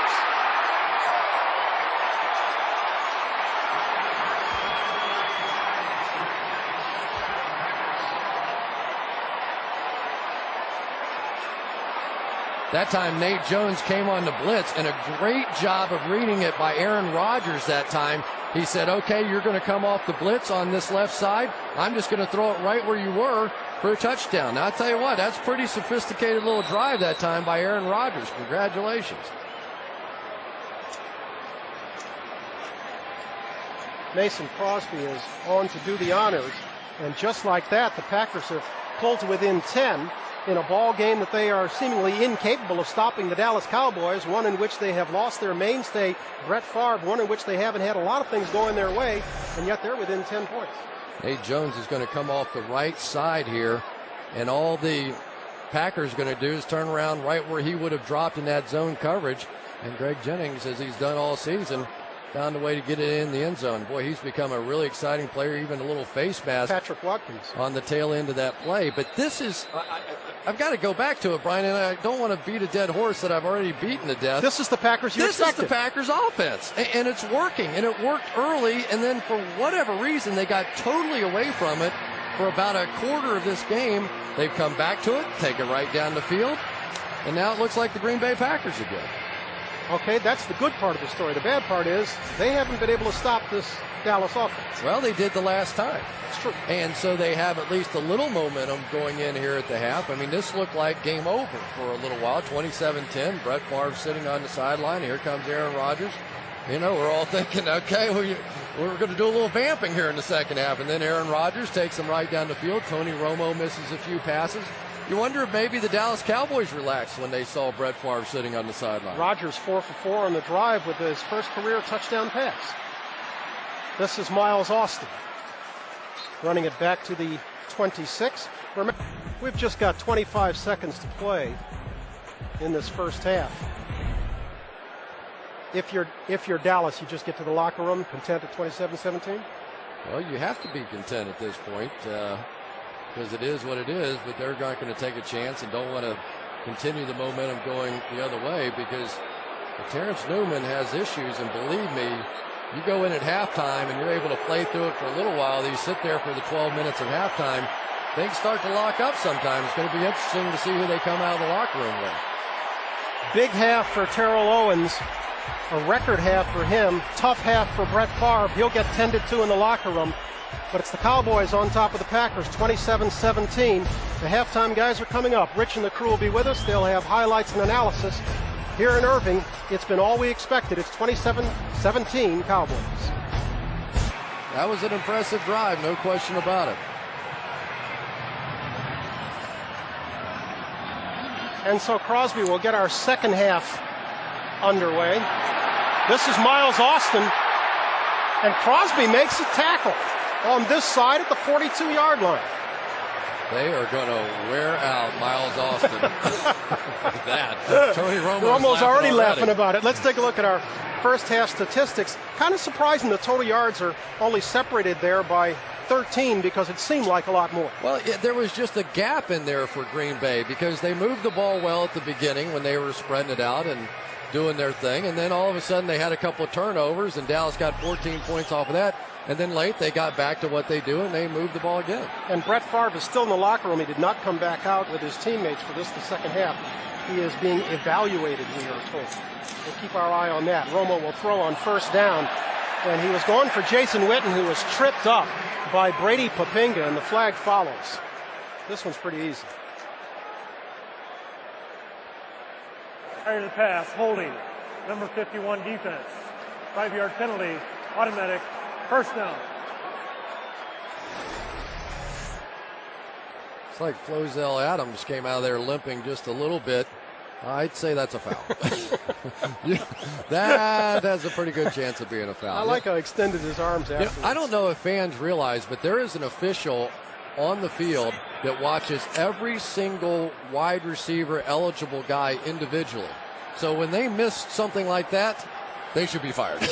If he didn't see that, they need to get rid of him. Just short of midfield, first down for the Cowboys. The give is to Julius Jones, and he'll get another first as he crosses the 40 before Nick Collins upends him. We're going to be keeping an eye out for Brett Favre, but we've just gotten word that he is going to get x-rayed in the locker room. Where he is being evaluated. Should he make an appearance, we'll of course let you know. Any other word we get, Adam Schefter is on the case. Of course, x-rays don't tell you anything about ligaments, tendons. Here's Brett coming back out, and I think that's Steve Mariucci got hold of him. Romo lofting this one, and it drops in between Witten and Fasano, who are in the same vicinity. Not really sure who that one was intended for. Well, let's call it a good sign that we're seeing Brett coming back down regardless of whether he plays or not. He has the sleeve on that elbow now. Boy, he's been so remarkable for so long. I mean, you just don't play this position as long as he has and just play time after time after time. It's really a remarkable story. I don't think we'll ever see it again. He makes his appearance in the lower right corner from where we're sitting, and he's getting a hand there as he comes back onto the field. And Julius Jones is brought down by Colin Jenkins. And you see Brett there with the sleeve on his throwing arm, making his way back to the sideline. Here's the play on which he was injured once again. You're going to see Nathan Jones coming from Brett's front side. And it would appear that Favre hit his elbow on Jones' helmet. Yeah, and that would be the good news if it's more bone related. When you get that arm in a vulnerable position and you're throwing and snapping that arm forward, and all of a sudden somebody hits the top half of your arm, what you worry about then is the ligament damage or the possibility of it. Meanwhile, Cowboys facing 3rd and 12 here on their opening drive. And I think on the far side, Colombo jumped early.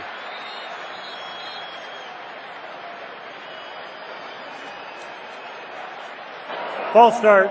Number 75 offense, 5-yard penalty. Third down.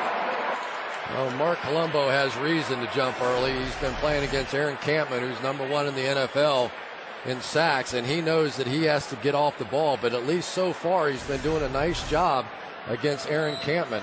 Campman's a guy that's completely transformed himself. He came in the league as a 290-pound run-stuffing end. He started doing all these different kind of training techniques, worked his way down to 260 pounds, and now leads the NFL with sacks. But part of our story tonight is they have not been able to get pressure on Romo, who, as you noted, looked like he'd hardly broken a sweat. Steps up this time and completes it to Witten, but he would appear to be short of the first before A.J. Hawk drags him down. Wouldn't be surprised to see the Cowboys go for it here. Let's go down to Adam Schefter real quick for a quick report about Brett Favre. Adam? Thanks very much, Brian. Basically, Brett Favre's fingers are numb and sore. His elbow is swollen. Right now, it does not look like Brett Favre will be back this evening. All right, thank you, Adam. Just on the sidelines to lend support, and indeed the Cowboys in 4th and short are going to go for it. They're calling it 4th and 2. It would appear to be considerably less than that. Jones is stacked behind Hoyt. He's the up back. This is Jones. Stuffed in the hole. It would appear he did not make it. Ryan Pickett getting stout in the inside.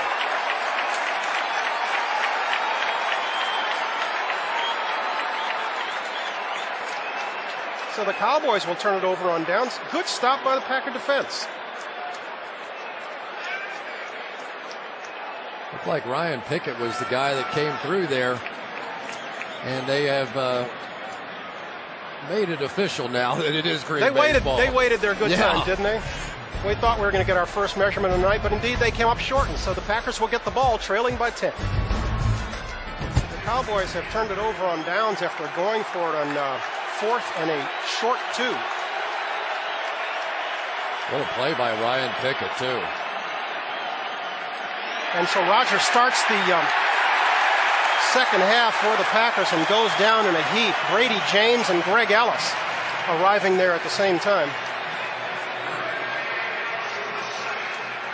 One of the problems you have as the backup quarterback, when you start to see some exotic looks, you're just not used to it. I mean, this is something that Aaron Rodgers, who was playing Tony Romo all week, running the Dallas offense, probably didn't see that blitz in practice, doesn't know where to go. The hot reads aren't immediate for him, and that time he had to eat it.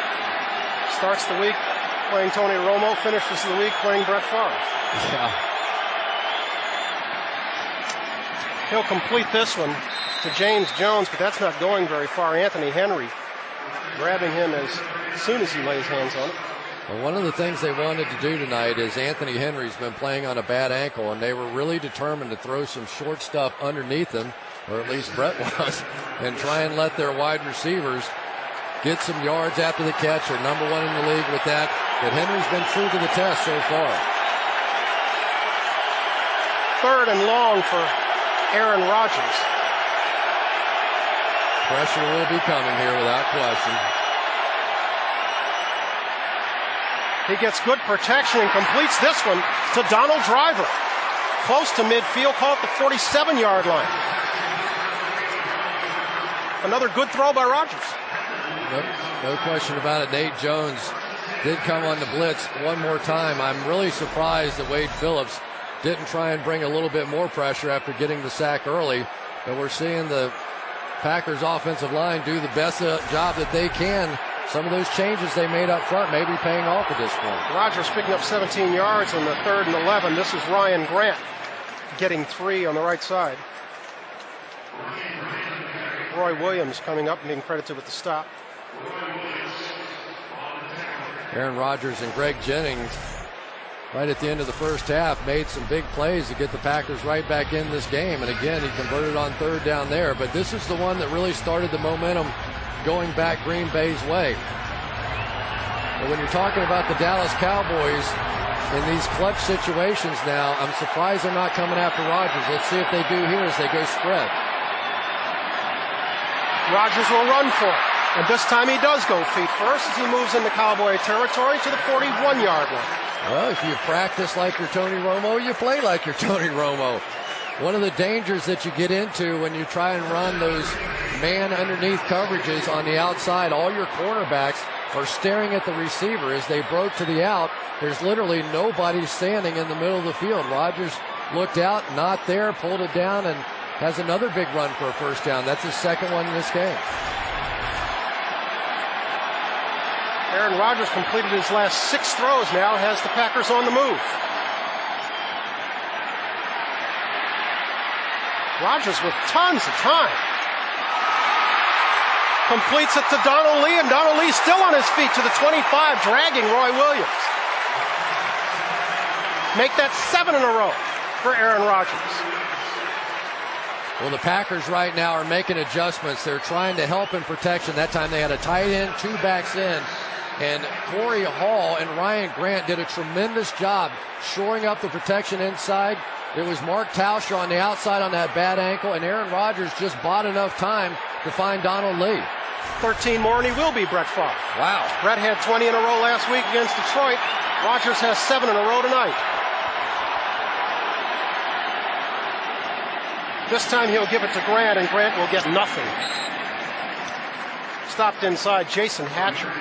Jason Hatcher's had a nice game tonight. Marcus Spears is the guy that starts for them, but when I was watching the tape of the Dallas Cowboys, I didn't see a lot of difference between Marcus Spears and Jason Hatcher. Spears maybe a little stouter, a little bigger against the run. Hatcher maybe a little better pass rusher, but Hatcher's come up big so far in this one.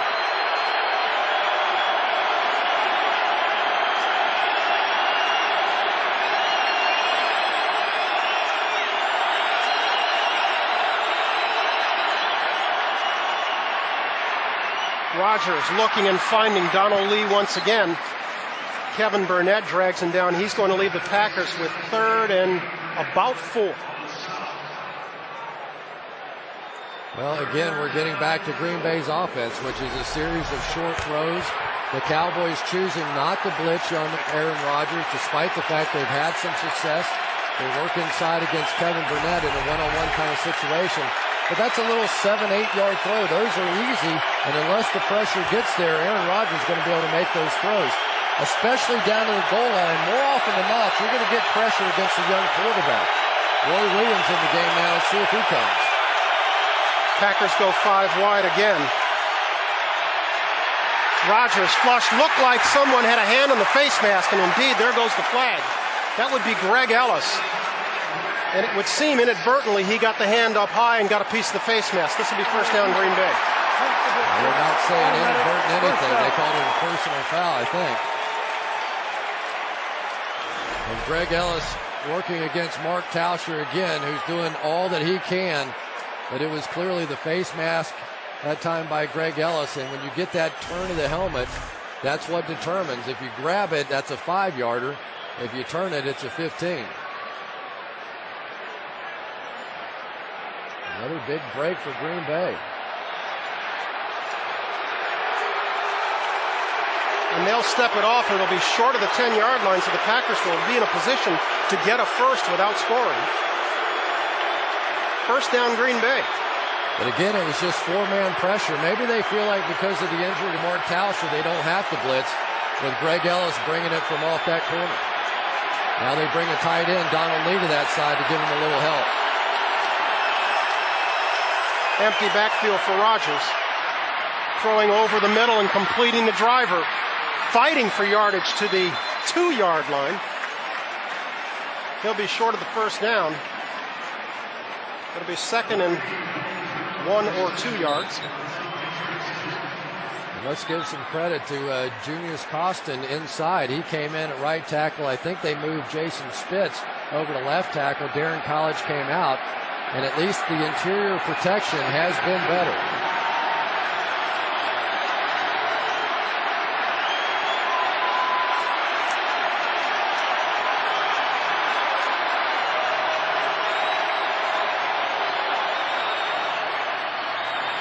He'll throw on 2nd down. Caught short of the goal line. This is John Kuhn. Kevin Burnett stopped him at the goal line, but it would appear that he has enough for a first down. Pretty incredible tackle by Burnett. Kuhn had it, and it looked like he was just going to walk in the end zone. He just ran over his defender on the play, Keith Davis. It looked routine that he was going to walk into the end zone, and Burnett just stuck him and drove him right out of there. A heck of a tackle. Not yet, Brett. Not yet. You could read his lips. He says, "Oh, first down."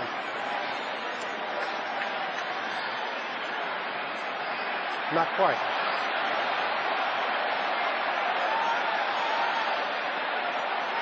Nope. John Perry says that's close enough for government work. First down, Packers. Not sure how he interpreted that wait. Hey, partner, you called it on the button. You said they could get a first down. I didn't know they would that close to the goal line, but it ends up being a big play. Neither did John Kuhn, evidently. Full house backfield. The give is to Grant. Touchdown Packers. My goodness. And John Kuhn got a little revenge on that when he said, well, I didn't get it in, but my block's going to get it in. That time he threw a big block, leading Ryan Grant into the end zone. My goodness. Young Aaron Rodgers. We've got a story going on right here. In any other community, they'd say this is the start of a quarterback controversy, but that won't happen in Green Bay. And with the extra point, the Packers have moved to within 3 with just a little over 5 minutes to play in the third period. We've got a ball game. Aaron Rodgers and the Packers have pulled it to within 27-24. The numbers pretty much tell the story of the NFL's Iron Man, Brett Favre. 249 consecutive starts in the regular season, 269 if you count the postseason, but a bruised right arm has forced him to the sidelines. And while Dallas has not been kind to Mr. Favre, that young man may have turned it into Mr. Rogers' neighborhood. He's playing very well. You think? 11 of 14, 130 yards, plus he's got 17 yards on the ground. We have a 27-24 ball game. And suddenly the onus is on the Dallas offense. This is Miles Austin. And he gets it back to the 20-yard line. Tony Romo will be taking the field shortly. We'll come back in a moment. Packers trailing by 3. Terrell Owens enjoyed a big first half. 6 catches, 147 yards, and a touchdown. Romo trapped on that side with Aaron Campman. And A.J. Hawk comes up to put a stop to Jason Witten. It's going to be a loss about a yard. One of the things the Packers felt like that they could do to stop Tony Romo was to take away his first look. Their goal tonight was to make him pull the ball down and get away from his first receiver and go to his second receiver. Unfortunately for them, the Cowboys have had the kind of protection tonight. They can go to the first receiver, the second receiver, and the third receiver. That time they finally did get a little pressure on the outside on the bootleg. Meanwhile, the Packers have gone to Tramon Williams in place of Jarrett Bush at the corner opposite Al Harris. Harris is matched up with Owens on the far side. And once again, A.J. Hawk. This time putting lick on Marion Barber. There you see the strategy one more time. They were going to try and take away the first looks of the running backs and the tight end. They've done a pretty good job on Jason Witten as well tonight. They just don't want to give him the easy throws. They want to see him hold the ball, pull it down a second time. That time it was a screen pass, but Hawk was able to split the defenders or split the offensive lineman, getting it back to him, make the play. And good pressure again for Catman. We've got one of those uh-oh kind of moments here for the Dallas Cowboys. They have to punt this football back to that young Aaron. Who knows? 3rd and 14, and as you can see, they are 0 for 4 on third down conversions this evening. Did he get it off? No, he did not.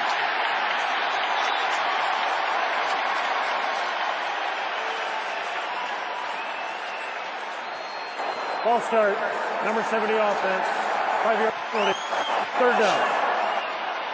That was Leonard Davis inside being flagged, and we'll push him back a little bit more, make it 3rd and 19 now.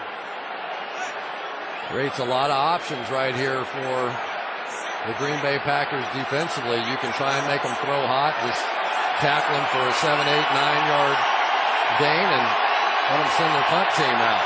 Harris will be matched up with Owens at the bottom of your screen. At the top, it's young Tramon Williams, who we said has replaced Jarrett Bush. He's got Sam Hurd up there. Romo flushed, finding Creighton. First down, Cowboys.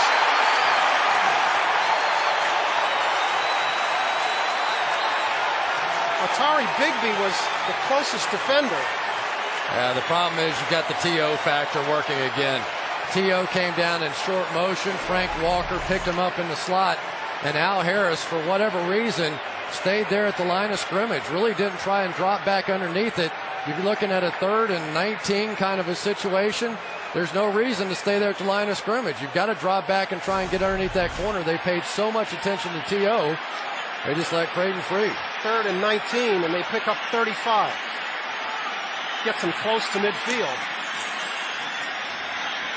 Romo with time. throws this one out of bounds. He was going for Creighton, but pretty good coverage on that side by young Williams, the first-year player out of Louisiana Tech. And Tremont Williams has been limping a little bit as he finished off that play. They tried to get him with an out-and-up look that time. They came with the short motion again with T.O. Cleared the zone thinking that they would draw the safety with him, go to out-and-up, but Tremont Williams stayed right with him.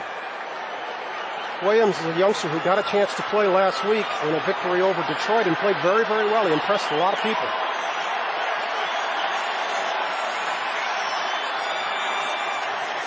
Fasano, the up back, trying to lead Barber. Fasano with a good block on the outside and maybe a face mask on that side. That was Bigby with the hand up high, and I think he might have gotten a piece of the face mask. Dallas Cowboys have three of the best blocking tight ends in the game, maybe the best together.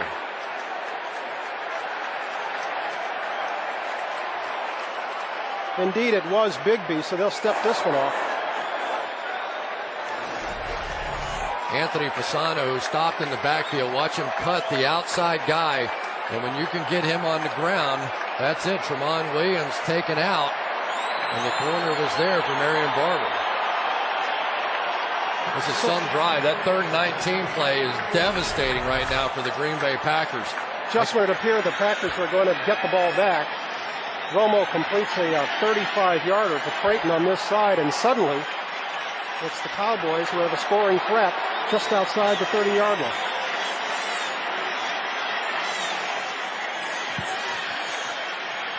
Romo lofting this one for Owens. Did he get him down? Did he have possession? Looked like he juggled it as he went out of bounds. Tell you, this was some throw and catch right here. Tony Romo under pressure. They came with the blitz with the inside linebackers. Oh! Pretty close. Oh! That is an interesting one right there. He is bobbling, and did that last foot get down? First of all, when did he have control? Let's do that first McCarthy of all. just threw the flag. He just threw the challenge flag.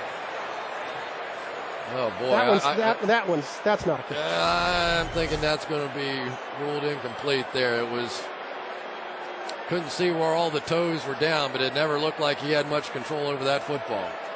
McCarthy's second challenge of the night. The previous play of a completed pass versus incomplete. He was rebuffed on the first one in the first quarter, but in all likelihood, we think this one's going to go his way. Do we not? Thanks for the second. We're back in a moment. 27-24.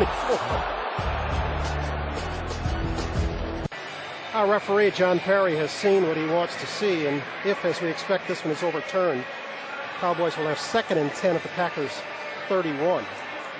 Yeah, there was one additional bobble all the way out of bounds, wasn't there? Yeah, this one's coming back. After reviewing the play, it is an incomplete pass. The ball is being shoveled as it was going out of bounds, therefore incomplete. 2nd and 10, the 32.5-yard line. Green Bay is not charged with the timeout. Even 3 yards out of bounds, he didn't have it was possession. clearly that last bobble just ended any discussion whatsoever. So the Packers catch a break, and Wade Phillips has to dial up another one. But where are they taking them back to? Hey, guys, you've gone too far. They've gone way too far. They've got them standing now on what would be the 43-yard line. I think you can hear them say what I thought was 30 and a half or something and a half. I thought it was the 31. It's certainly not at the 43. Yeah, we're going to take another peek. One more time. That'd be really bonus. Yeah. Challenge it and get 12 extra yards. Everybody in Green Bay was complaining, but boy, T.O. is such a force. Visual evidence of where they started the last play. Right there on the 31-yard line. Yard line, 30 and a half. 2nd and 10. We're splitting hairs now. In any event, it'll be 2nd and 10 for the Cowboys. Good sequence here for the Green Bay defense with the way they're playing offensively right now. If they could limit the Cowboys to a field goal here, it would give them a great opportunity to take the lead on the next possession.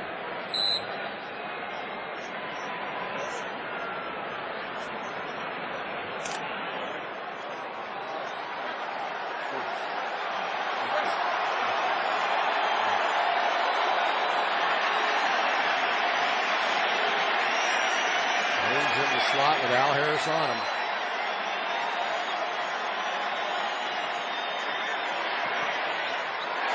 Romo underneath to Owens. Al Harris comes up and stops him short of the first down. Don't forget. I don't know if Al Harris is going to want to see this replay. T.O. Well, I tell you, he's such a physical presence. Al Harris had pretty good coverage. He was banging around on him, and T.O. just slung him off of him. Let's see what Jason Garrett dials up, 3rd and short. This is Barber. He'll get the first down easily. Just tripped up inside the 10. They'll mark it at the 3-yard line. That is classic Marion Barber right there. The play was designed to go off to his right, literally without breaking stride. He's going to cut this all the way back to the left, and he loses no speed. That's what coaches marvel at around the league, his ability to see it, cut it back against the grain. It wasn't there. They were trying to go off to the right side. The cutback was there for him. They've spotted it at the 5. It'll be 1st and goal. We've moved inside 30 seconds to go in the 3rd period. Cowboys leading 27-24.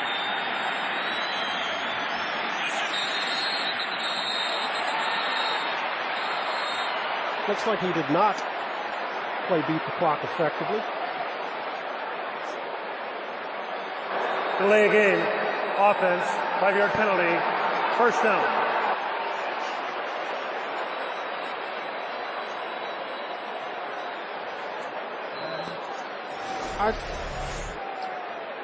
This was during Marion Barber's run.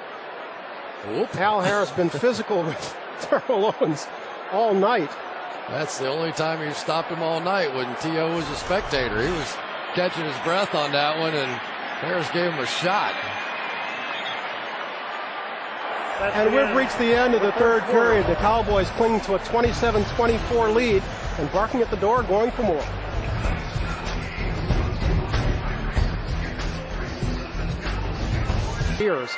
The Cowboys are leading by 3, and they have a 1st and goal at the 10-yard line. You get a look. It was all Cowboys in the first half, but Aaron Rodgers put together a nice drive to bring the Packers to within 3. Packers had the Cowboys backed up on a 3rd and 19, but Romo completed a 34-yard strike to Patrick Creighton, get him out of the hole, and now they are looking for more. The give is to Barber. Barber looking for the corner, but he got turned back by Ryan Pickett. Good play by Pickett from inside. Marion Barber, no question about it, has been a force in the 4th quarter, and I think not only has he been given that opportunity, but this big offensive line just wears people out in the 4th quarter. You look at them across the board, they're almost frightening how big they are. And I think they get back to a more simple approach when they're in the 4th quarter.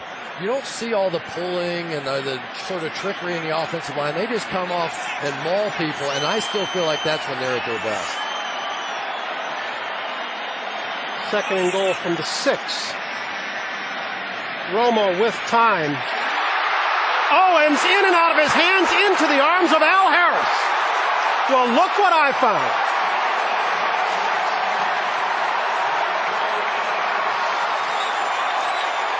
Harris has got to be thinking he's got that one coming after what happened in the first quarter. Unbelievable.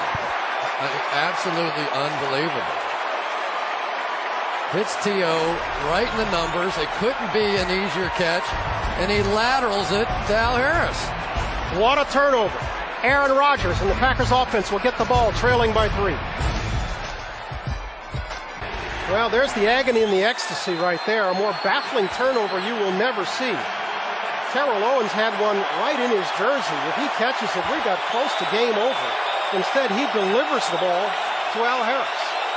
And just like that, the Packers have the ball at the 20, trailing by 3, and Aaron Rodgers has completed 10 in a row and led Green Bay to 2 scores and 3 drives. He completes this one to Greg Jennings. You explain this interception, if you will.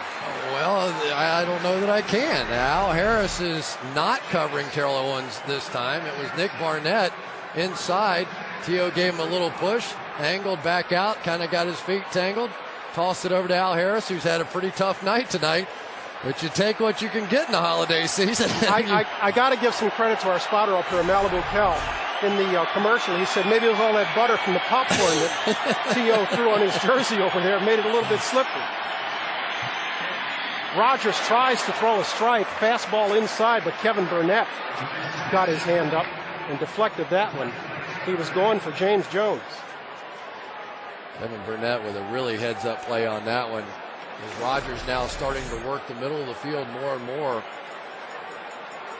Burnett right at the last second is going to get that one in there. But Jock Reeves has been doing a little better job lately than what we saw early on. That one snapped Rogers' string of 11 straight. Pretty impressive. Completes outside to Donald Driver, and he's muscled out of bounds. That's Jock Reeves. T.O.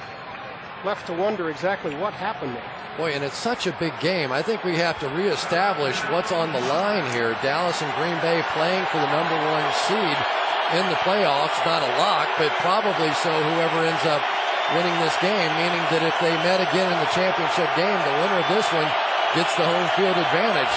Huge game, and it looks like it's going to come right down to the wire. And just as Brett Favre has had no success here, the Cowboys are 0-5 at Lambeau. This time, Rodgers is going to be wrapped up by DeMarcus Ware and thrown for a loss. And the Packers will have to give up the football. Well, Chad Clifton that time just got beat by one of the best pass rushing outside linebackers in football. They get in the nickel, they get into the dime, he gets to put his hand on the ground, and that's not even close. You have to give your quarterback a chance. He tried to step up, and Clifton didn't even, barely got a hand on him. Pretty bad. John Ryan booms this one away. Patrick Creighton calls for a fair catch inside his own 25-yard line. And so the Cowboys dodge a bit of a bullet. They're still leading this one 27-24, just over 12 minutes to play.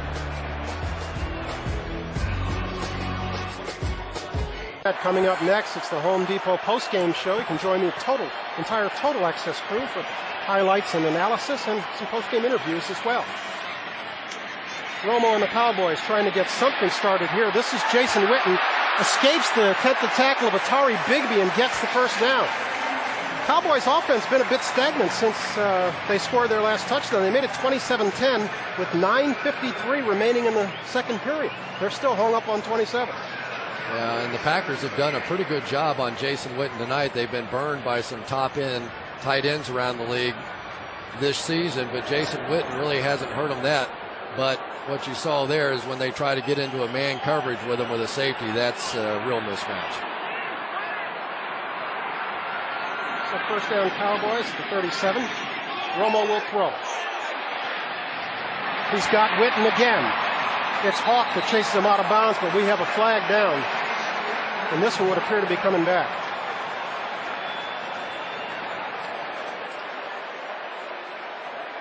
Looks like Holding. Looks like his mic gave way, but we're thinking it's Flozell Adams, number 76. That got a grip. Let's take a look. working on the outside against Cullen Jenkins, and I'd say that's a hold. Get him around the neck right there. But remember, Kabir Bajia-Biamila not in this game, and in this situation, Flozell Adams, if he has an issue, it's with speed rushers. He's okay generally if he can get himself out of the stance, but especially on the road, you'll see him struggle at times because that first move isn't good. But if he gets his hands on somebody, generally it's over. Join the NFL's national gameplay calling competition. You can go to NFL.com live right now and call the play. If you called Marion Julius Jones off the right side, you got it right. You can compete in this real-time competition online or on your mobile phone while watching tonight's network's game. Call the play exclusively at NFL.com. Well, we're getting right down to it here, aren't we? We've got Tony Romo, this kid who grew up in Wisconsin and was telling me earlier this week that he can't get one single of his old buddies to convert to being a Cowboys fan. Now trying to put a dagger in the Green Bay Packers, who have shown great heart here tonight. They really have. Despite all the injuries, they've stayed right with the Dallas Cowboys and coming up with a big couple of downs right here. This time Romo with Max protect has Owens in motion. Witten curling inside. It's for Witten, caught in the arms of Nick Barnett. But he's still going to be well short of the first down marker. It's going to leave the Cowboys with a 3rd and a 7 or 8.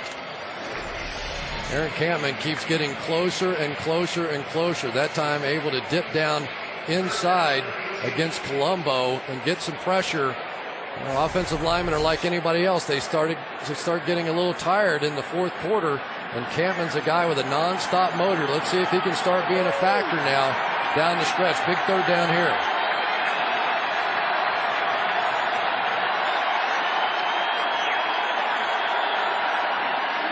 Huge 3rd down play. Romo over the middle. Witten. First down, Cowboys.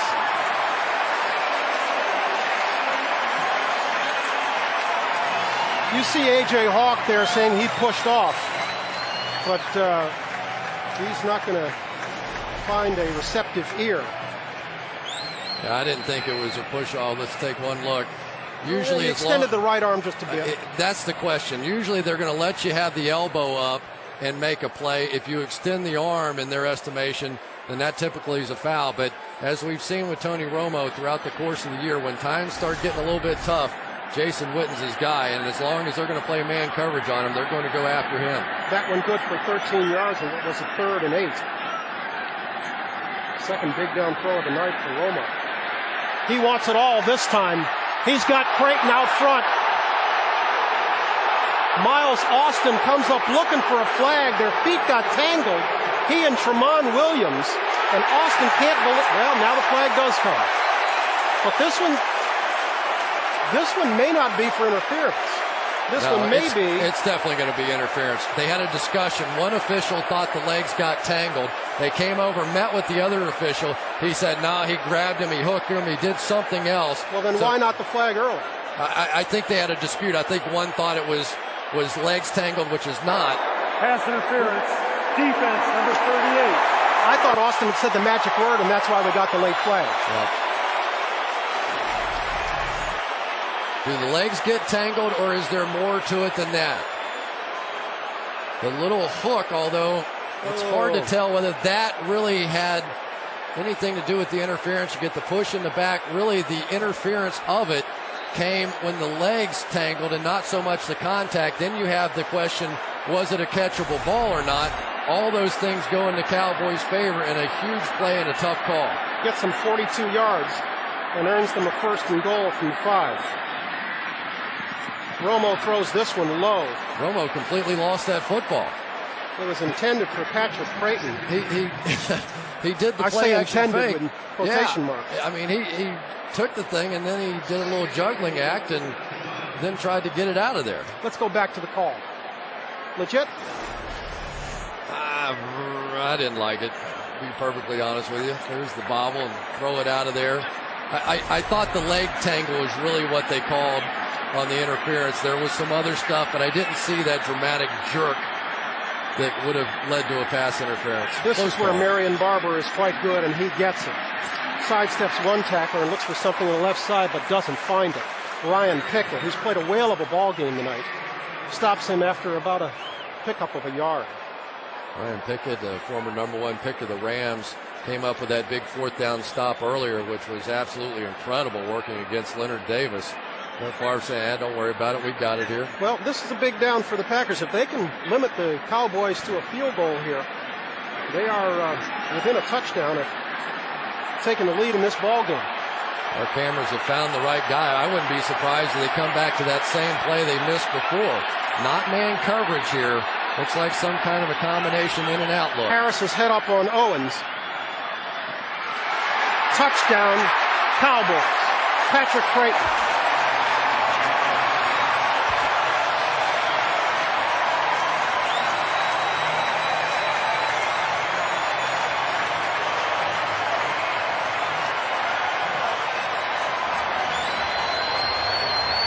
Well, he had Owens in the back of the end zone. He had Creighton in the front of the end zone. Well, they release Owens, but then they're going to go out and then back in.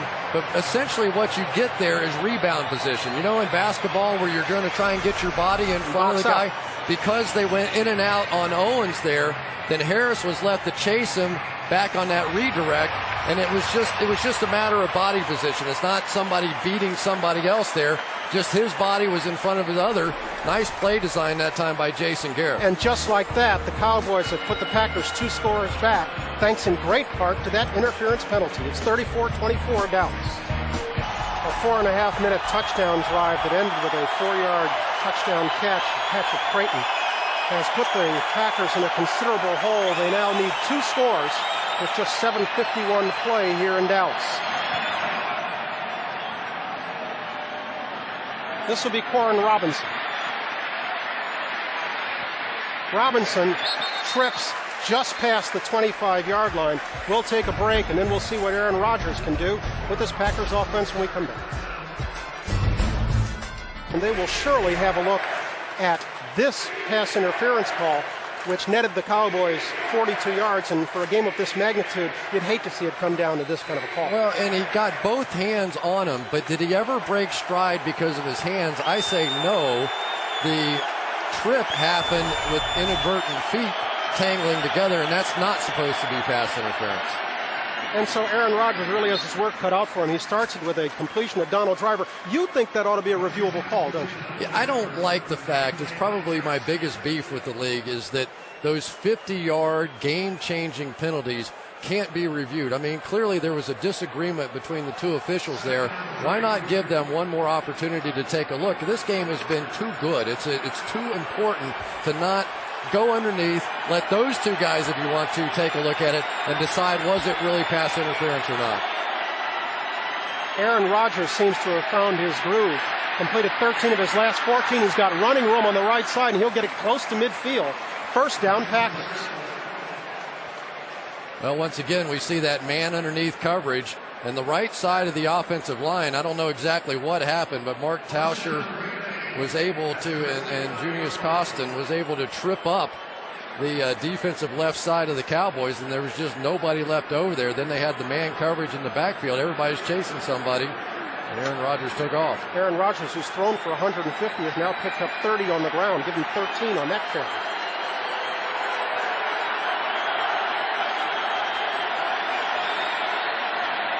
He's got Grant in the backfield. Completes this one to Driver on a crossing route, and Driver gets it into Cowboy territory to the 43-yard line. Donald Driver, the workhorse for the Green Bay Packers offense. 75% of the balls that he catches are between the numbers. He's willing to go inside. He makes great yardage after the catch. Just one of the real tough guys in the game of football. Just vice grips for hands. A tremendous talent. Well, all of these Packers after the catch are ridiculous. They're like 600 yards more as a team than the NFL average. Lofting this one down the left sideline for Jennings. Slightly overthrown. Anthony Henry was in pretty good position. Boy, Anthony Henry's played a nice game here tonight. Greg Jennings gave him a double move on a slant and go. And Henry was not fooled. Really easy to get tricked on a play like that. And sometimes you question the speed of Henry because of the ankle injury, but boy, he was stride for stride with probably the fastest of the receivers, Greg Jennings.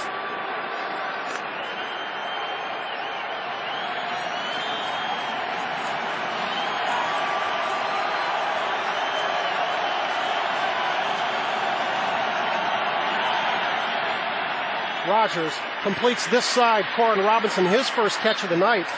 Gets enough of a stiff arm on Henry to work his way close to the first down marker. And lay their teammate to rest.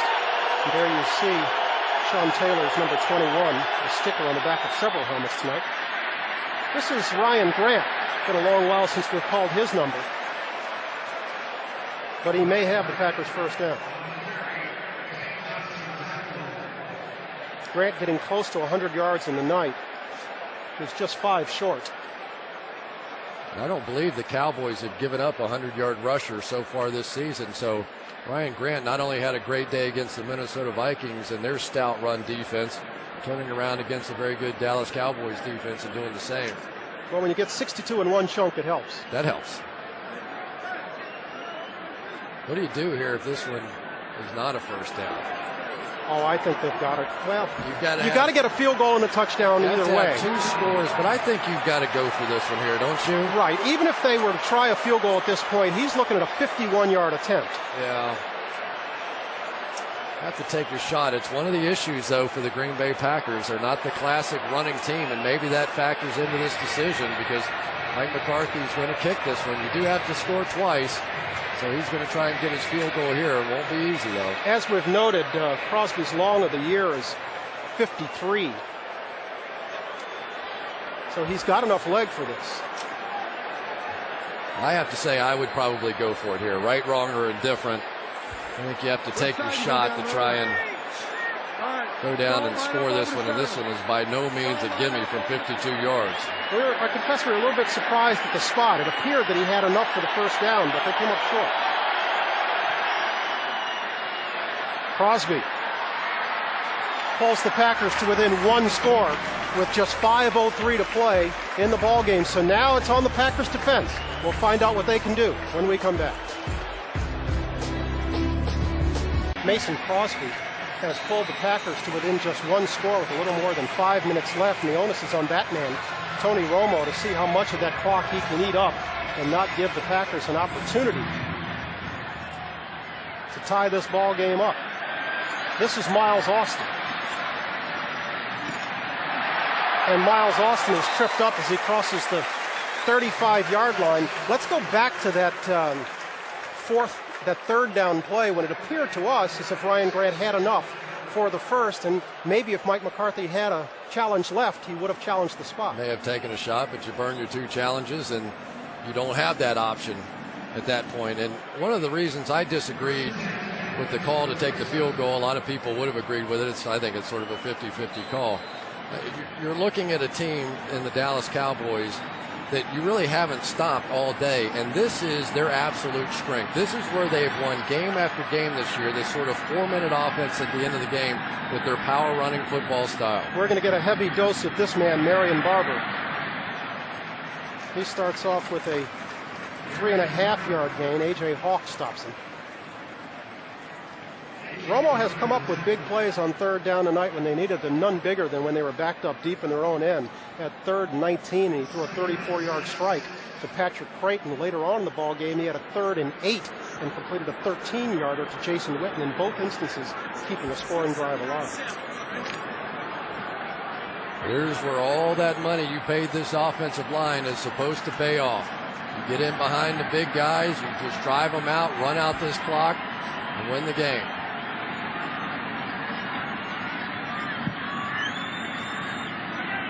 Romo milking the clock.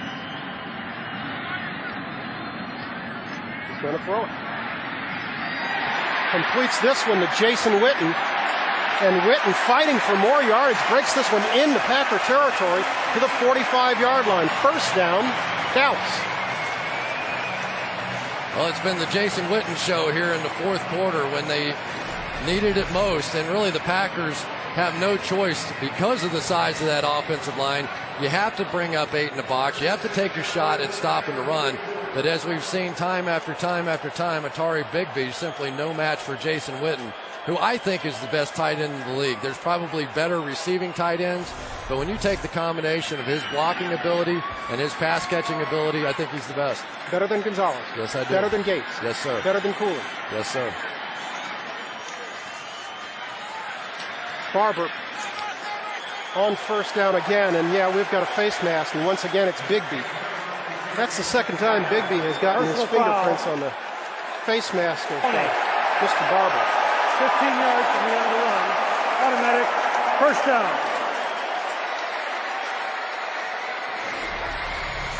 This one's fairly easy to call. There's the bounce out again. Going back inside. May I take your hat, sir? Well, it's just not. Can't rip somebody's helmet off at this point in the game when you're desperately trying to get back in this thing. Penalties have been a factor for the Green Bay Packers. If I remember correctly, their second highest in the NFL this season with penalties, and they've had some big ones tonight. I want to welcome those who are joining us on NFL.com and NFL Mobile to Thursday Night Football on NFL Network. We've had a beauty going on here tonight, a game in which the Cowboys ran out to a 27-10 lead. But after Brett Favre went down, Aaron Rodgers played well. He's got them within one score with 3:10 to go in this ball game. 34-27 Cowboys. Cowboys with a fresh set of downs. This is Barber spinning outside and getting to the 20. Stays inbounds. The clock keeps moving. We move inside 3 minutes.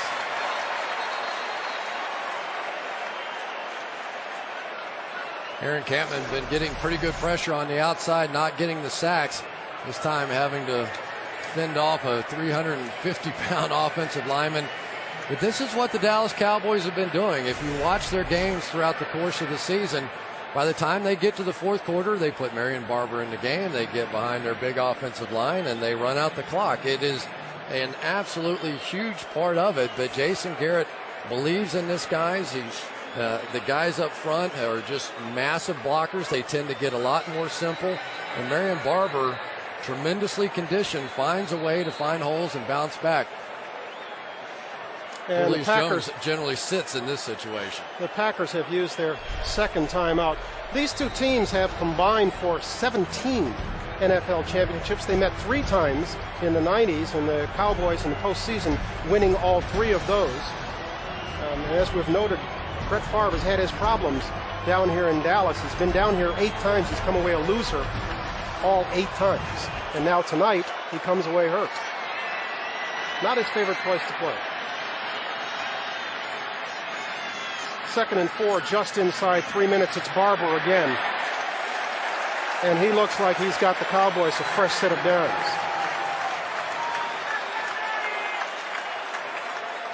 First down, Dallas. Jason Witten once again, who's part tight end, part fullback, part blocking back. He can play so many roles on this football team, and as we've seen, the receiver side of him not too bad either. He is a tremendously talented young man, and Brett Favre now headed back into the locker room one more time. We're counting down to the 2-minute warning. We're at 2:17. This will be the last play before that 2-minute warning. It's Barber inside once again. Then the clock will be stopped. But the Packers are in deep trouble here. It would seem the Cowboys can just milk the clock and get out of here with a 34-27 victory. We'll come back on the other side right after this.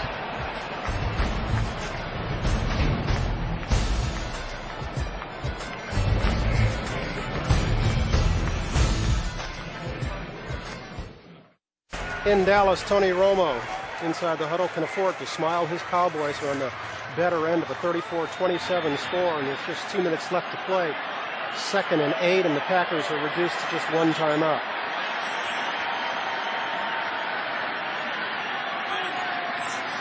Marion Barber once again. Turning him back, or at least trying to, was Al Harris. Barber stayed inbounds. They kept the clock running, but Green Bay has used its final timeout, it would seem. Great job by Marion Barber getting down on this one. Let's go back to the 2 key plays of the game, both pass interference calls. I thought the first one was pretty obvious on Jarrett Bush. This next one's going to be the question. Was Tramon Williams looking back and playing the ball? He was early on. There's no question. He turned and looked back. And then right before the contact was made, he's going to turn back. So if in the official's mind he was not playing the ball, you could see he was turned and looking back at the ball, turned back to play Miles Austin, and that's when the tangled feet occurred. So your interpretation, was he looking back, was he not? Glad I don't have to make the call. Close call, no question about it. But they did, and that's pretty much the difference in this ball game right now. Miles Austin's had a big role in this one for a guy down the depth chart.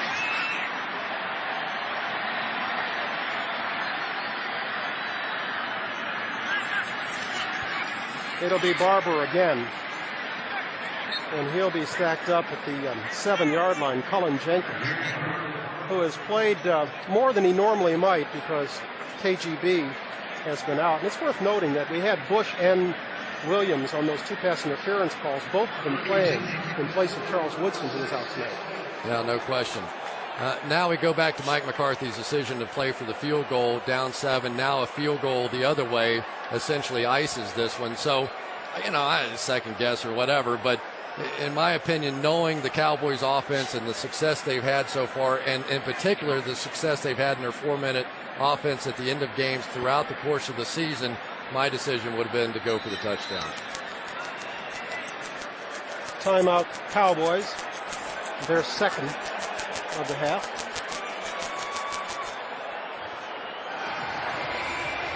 T.O. can smile. He's had a big game. He's actually had a game for the record books. He's the first player in NFL history with a touchdown catch and at least 6 receptions. First time in NFL history. The man has done that in 7 consecutive ball games. And Tony Romo just continues to impress, doesn't he? A big game, no question about it. Championship sort of feel to it. And he's just dumping buckets of water on his head. He doesn't care. He's got his ball cap on backwards, little Ken Griffey Jr. maybe, one of those. I like your Magic Johnson analogy. Yeah, he's just a kid having fun out there and playing awfully well. And so this attempt for Folk, he's made from 26 and 51. Add this one from 25, and that should do it.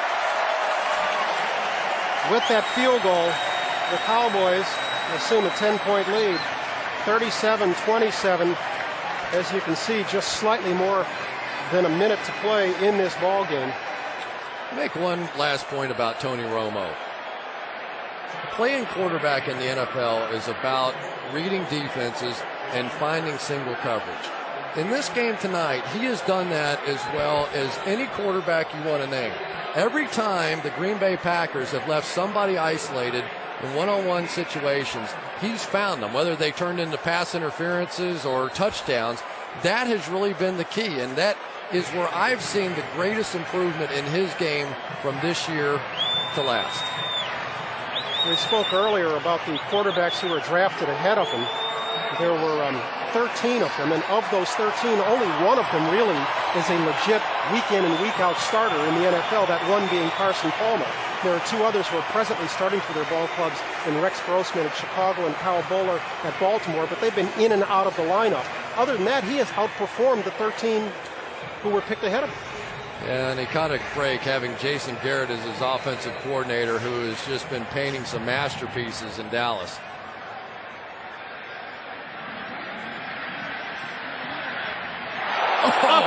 Tramon Williams just got baptized at the 18. Keith Davis, their special team specialist, just laid a lick on him. We waited 59 minutes into this ball game to get some degree of satisfaction. I'd say he got it. Keith Davis with a little exclamation point at the end of this one. And well, it takes all 3 phases to end up 11-1 on the season. And that was something. Wade Phillips, defensive-minded guy for a long time. That's what we saw there. Gutsy performance by the Green Bay Packers, but it appears it's going to fall short. Rodgers completes this one to Donald Driver. He's trying to get out of bounds and does. Got bounced around a little bit there before he made his way to the sidelines. Rodgers has played very well tonight. Unofficially 17 of 22 for 192 yards and a touchdown. Well, there's no question that the future looks brighter today than maybe it did yesterday, when you're thinking about the fact that Brett Favre is 38 years old and who knows how much longer he can play. But should Brett be seriously injured, and we don't really know at this point, it's like they're still going to have a very legitimate shot in the playoffs with Aaron Rodgers. Rodgers will go over the 200-yard mark as he completes this one to Jennings. But the tick, tick, tick moves us inside 40 seconds now.